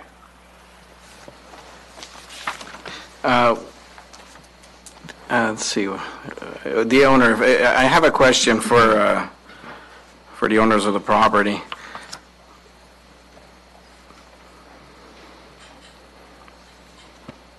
Are you aware? Hi, how are you? Are you aware of any other properties owned by this this chain, or is it I don't know if it's a franchise exactly, but that actually charge for parking? Sure. Yeah, actually, we have a number of hotels in the area that also charge, not in the city of Torrance, but we have some really at the airport in Long Beach, in Anaheim, Irvine, really all over this area.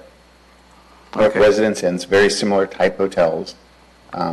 This type of hotel that you drive up to your door, actually. It's the kind of a different type of hotel instead of going into the lobby and up. But yes.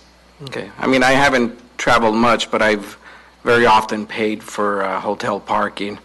Similar situation, gated entrances and such. Do you think there's going to be, so in other words, is the paid parking going to be available for the public to park there other than just guests? We realize that there are concerns with the citizens of Torrance, and we actually offered to have complimentary parking to any citizen of Torrance. We don't think there's going to be a lot of local citizens coming in. There may be some for displaced homeowners with fires or something like that, and we don't think it's a big number. But we would like to just offer the concession of any citizen of Torrance that wishes to park there will absolutely not be charged. Okay, so basically it's just a business decision. It's a private parking lot. The land is owned by private individuals. It's not for the use of for the public, unless they specifically request to. Because I mean, I'm personally against any kind of paid parking, but I see this as a business. I see this as a private property. I really do support protecting property rights. Thank you. Councilmember Griffiths. Thank you. Question for staff. The fee that people pay to rent a motel room, we receive tax on that, correct? Yes, Councilman. If there's a $10 fee for parking, does the city receive any tax on that? My understanding with past discussions with the applicant is that would be included in what the city collects our occupancy bed tax. It would be included in Yes, that sir. tax? Okay. That's all I have for right now. Councilmember Chen. First of all, I just want to share and disclose that I did have an appointment with this gentleman here and the attorney last week, but I will continue to deliberate objectively based on what's discussed here. But I do have a question for you. I'm sorry, I didn't get your name. Oh, I'm sorry. My name is Mark Sample. I'm with BRE Hotels and Resorts. Thank you. So I too resonate with Councilman Mattucci that I see this primarily as a business case. You make a decision. I'm sure you're in it to make a profit.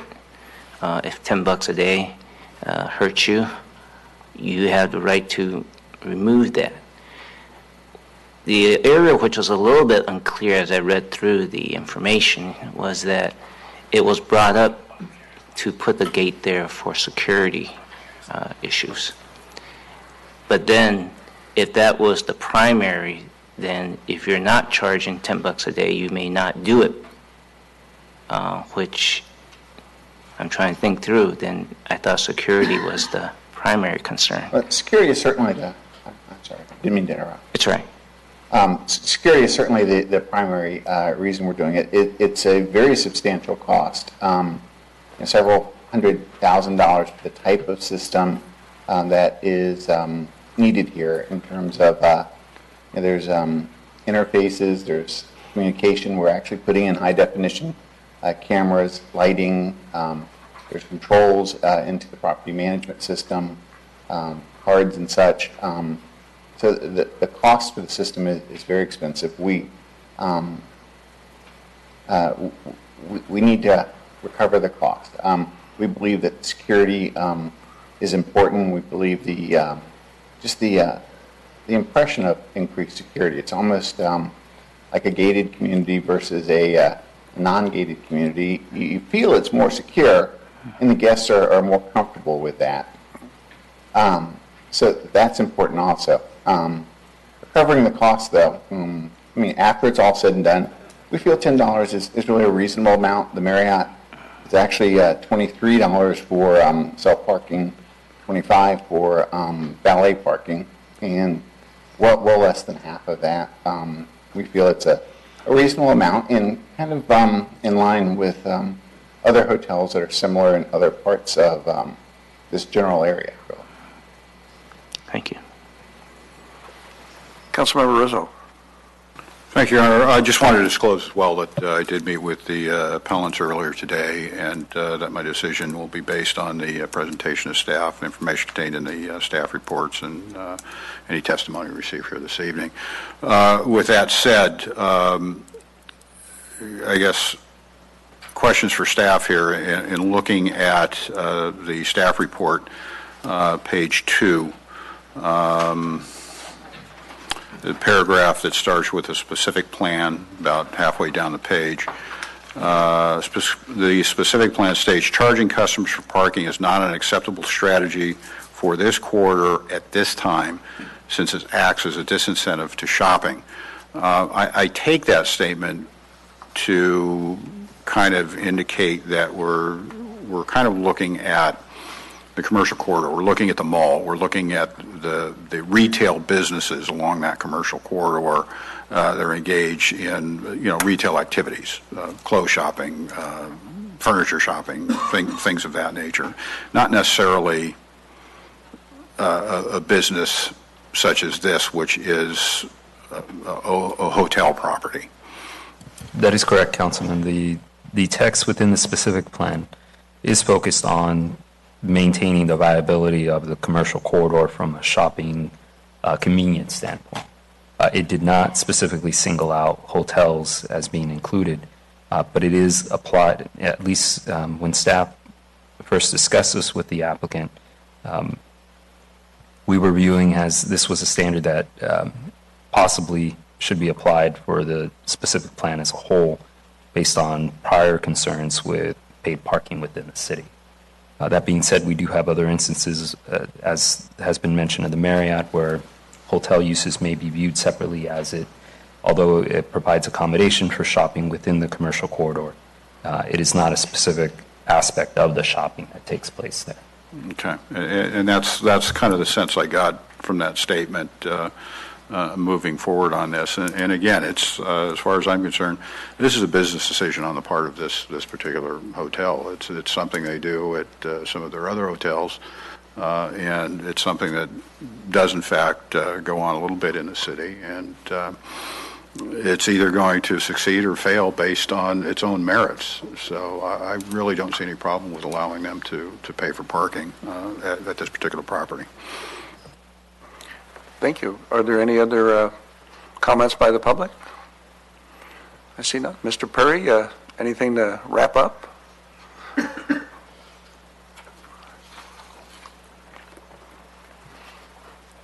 No, I don't think there's anything left to be said unless you have any specific questions. All right. Thank you. Are there any other questions from council? Councilmember Griffiths. I'm sorry, Mr. Perry. Yeah, my question is actually for you. One of the issues that I have with this parking fee is that your customers may not know about it when they go out searching for a hotel room. And typically people shop for hotel rooms based on location and price. And the thing that bothers me about this is it feels like one of those hidden costs that we don't know about when we sign up for something. And that's the area that causes me some heartburn. And in Torrance, we typically have avoided doing this, and I think it's partly because of that reason. We don't like to nickel and dime our residents for every little thing. And so I guess the question I have is on all the websites that people use to choose their hotel rooms, would this $10 fee show up as part of the total of the fees charged, or would that not be shown until they actually show up at your doorstep?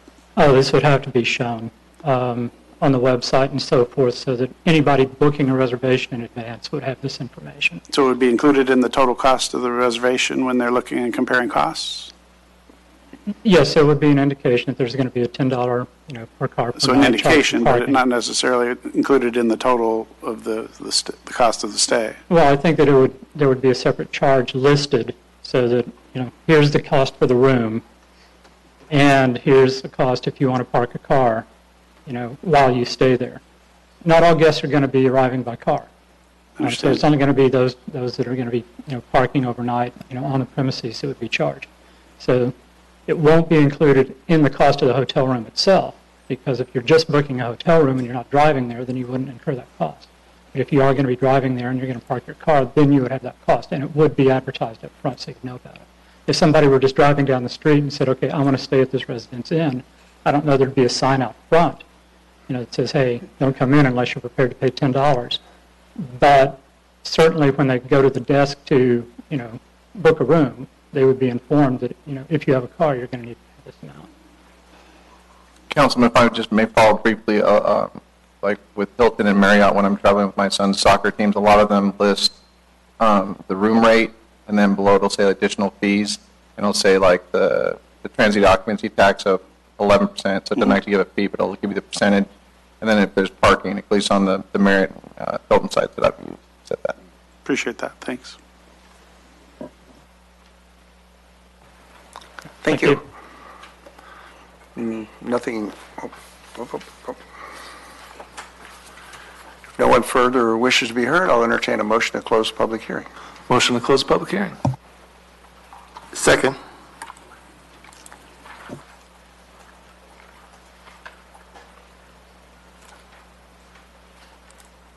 Start voting, please.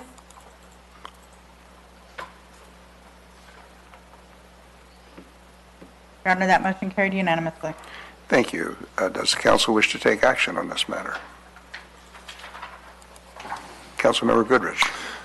Yes, Your Honor. I wanted to disclose that I met with the appellant today, and I'll be making my decision based on the facts presented here today.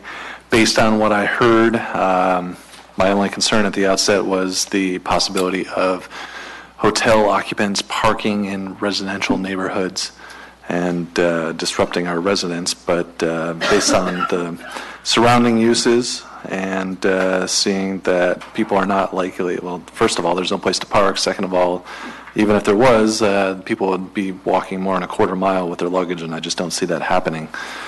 And the fact that we did public notification 500 feet and not a single other local owner showed up here tonight. So I think if the market will bear it, then the hotel is okay to move forward. So I'll be voting in favor of the appellant here tonight. Well, do I have a motion then?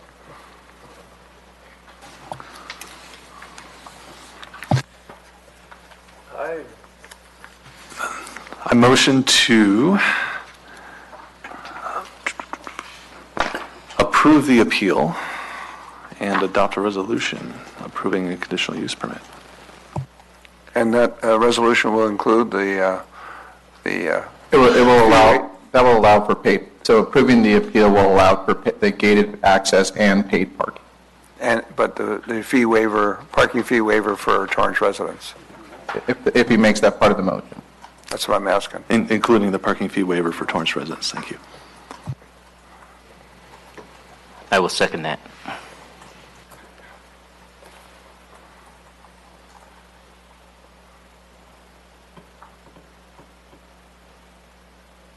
Start voting, please.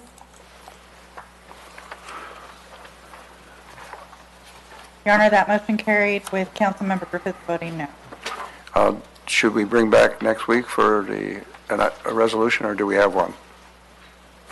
I don't think we have a... The resolution that was attached to the item had denied the appeal and approved the project with the conditions, so we should probably come back with the updated resolution that reflects the council's action and the striking of condition number 3 for the allowing the paid parking and the inclusion of the fee waiver for Torrance residents. Okay. Thank you. That concludes this matter for tonight.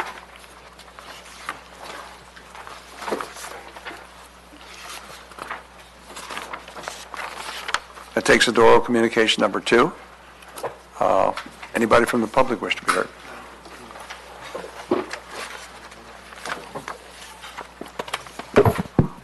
Yes, good evening, Torrance City Council. My name is Arthur Shopper. Yes, I do live in the city of Torrance. I just reiterate my concerns from the last communication I gave last week regarding the coyote problem. It hasn't affected me personally, but seeing how it's affected others, the concerns that I've heard from people just being in the city, it's pretty alarming. And I hope that the city council takes different action than what's been followed. I find it kind of interesting. I hear about property rights, defense of property, walls, etc. And it will cause me again to segue to the issue that I bring up time and again as of other residents. I just see no reason for the city council to take no action to oppose SB 54 as a council. Yes, I understand there was a legislative committee hearing, but it wasn't done publicly. Not only that, but some of the criticisms I've heard is the concerns about the response from the community, what may occur in the city council. Those to me have no merit. That's just preposterous. We have 50 cities that have gone on record opposing SB 54. We have 14 counties. There are 2 other communities that are already facing this issue today, Redlands and Marietta. So there's momentum to this. It's not slackened, it's increased. I've been to cities here in the South Bay, and I have not seen uproars or upheavals beyond what I've heard from police officers, public officials, and everyday citizens. It's time for the city to take a stance against SB 54. There is no cost. I will reiterate this now. I am in touch with people in the city of Huntington Beach. Huntington Beach is a charter city, as is Torrance. Their lawsuit actually has more merit than the Department of Justice, because we have seen Sacramento, which I hate saying it, but it's Sacramento that's the circus. It's not the citizens of the city of Torrance or in any other city. That's where the problem started. And it's time for this city, as is Huntington Beach, to assert its authority as a charter city, that they have a right not just to how they determine their zones, but how they enforce their laws and ensure the protection of their citizens. There's nothing to hold anybody back. There's just no reason at all. I was just at another city council earlier today. It's nothing but a general expectation of the citizens in the city that the rule of law be observed and upheld, and that there is a growing consensus in this state to oppose this terrible law. There's an initiative that's already being proposed. The signatures will be collected within a month. This city council adopted a resolution supporting, I don't remember the name, but it would restore misdemeanors to felonies. That has to do with public safety. So does opposition to SB 54. And again, I reiterate, it will cost the city nothing. I can get you in touch with the city attorney in Huntington Beach. He will bring you on to their lawsuit, which has more pertinence with what the challenges that this city faces. Thank you. Thank you. Anybody else? Seeing no one, we'll take it up here. Councilmember Mattucci, first up. Thank you. Thank you, Mayor. With concurrence from our fellow council members, I'd like to see an updated detailed report on our coyote concerns. This report should contain information that goes back as far as we've been keeping track within the city. Some of these items should contain updates on total number of household pets that have been reported or known to have been killed by coyotes, updates on reported sightings and what we are doing with this information, Details on what was done with the information gathered by the GPS systems that were attached to small number of coyotes. Estimates as to how many coyotes are currently in Torrance and, if possible, historical numbers to compare to. Updates on the number of coyotes that have been trapped and euthanized, and also any updates in federal, state, and county procedures and restrictions that we should look at. Do I have concurrence?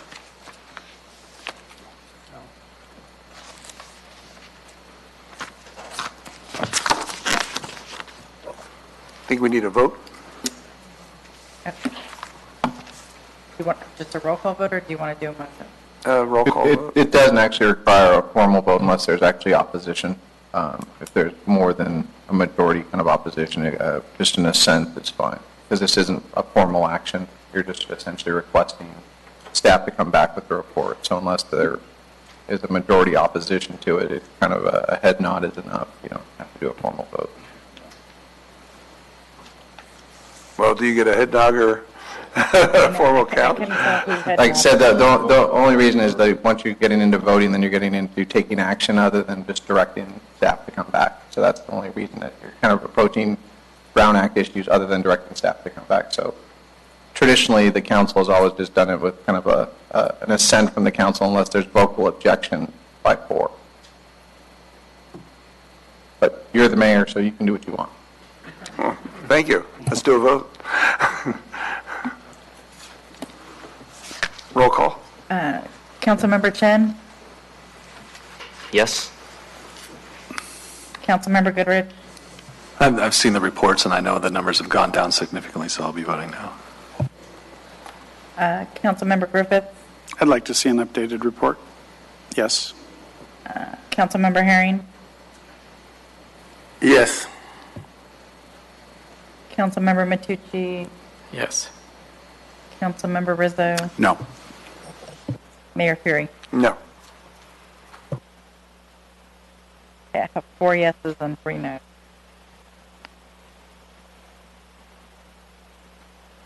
So staff will bring back an item? We can give you an informational report summarizing, and then you can take whatever action you wish after the report's submitted to you. Okay, that sounds good. Anything else? Councilmember Rizzo?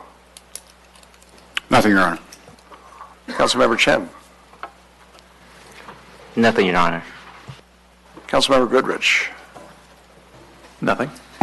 Councilmember Griffiths?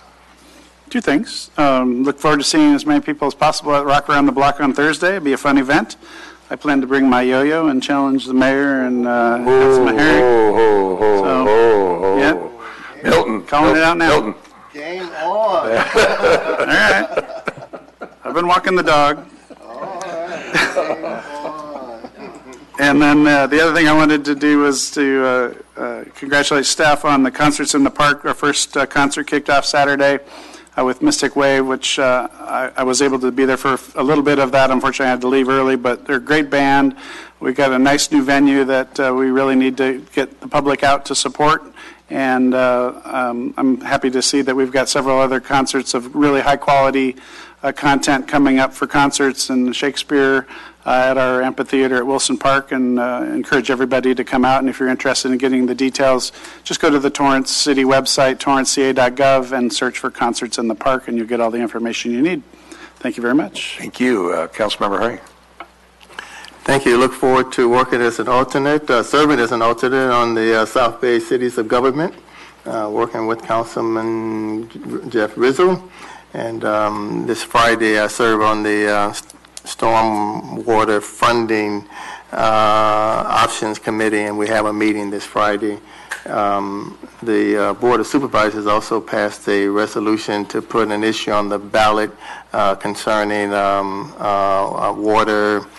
I don't remember the exact name of it. You know, Mr. Jackson? I think it's improved water. Improving the water conditions. Yeah. So something that's coming up on the ballot in November for us to be looking at.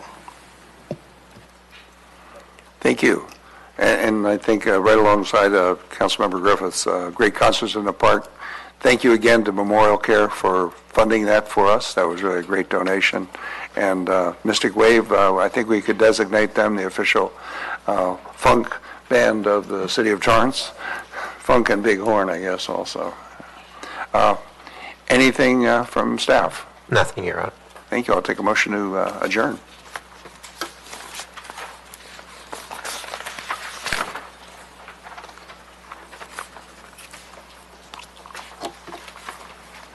Mayor, I move that we adjourn the city council meeting tonight to Tuesday, July 24th, 2018 at 5:30 p.m. for a closed session with the regular meeting that evening commencing at 7 p.m.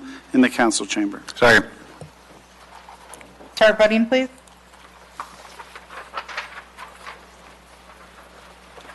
Your Honor, that motion carried unanimously. Thank you. Good night, everyone. See you next week.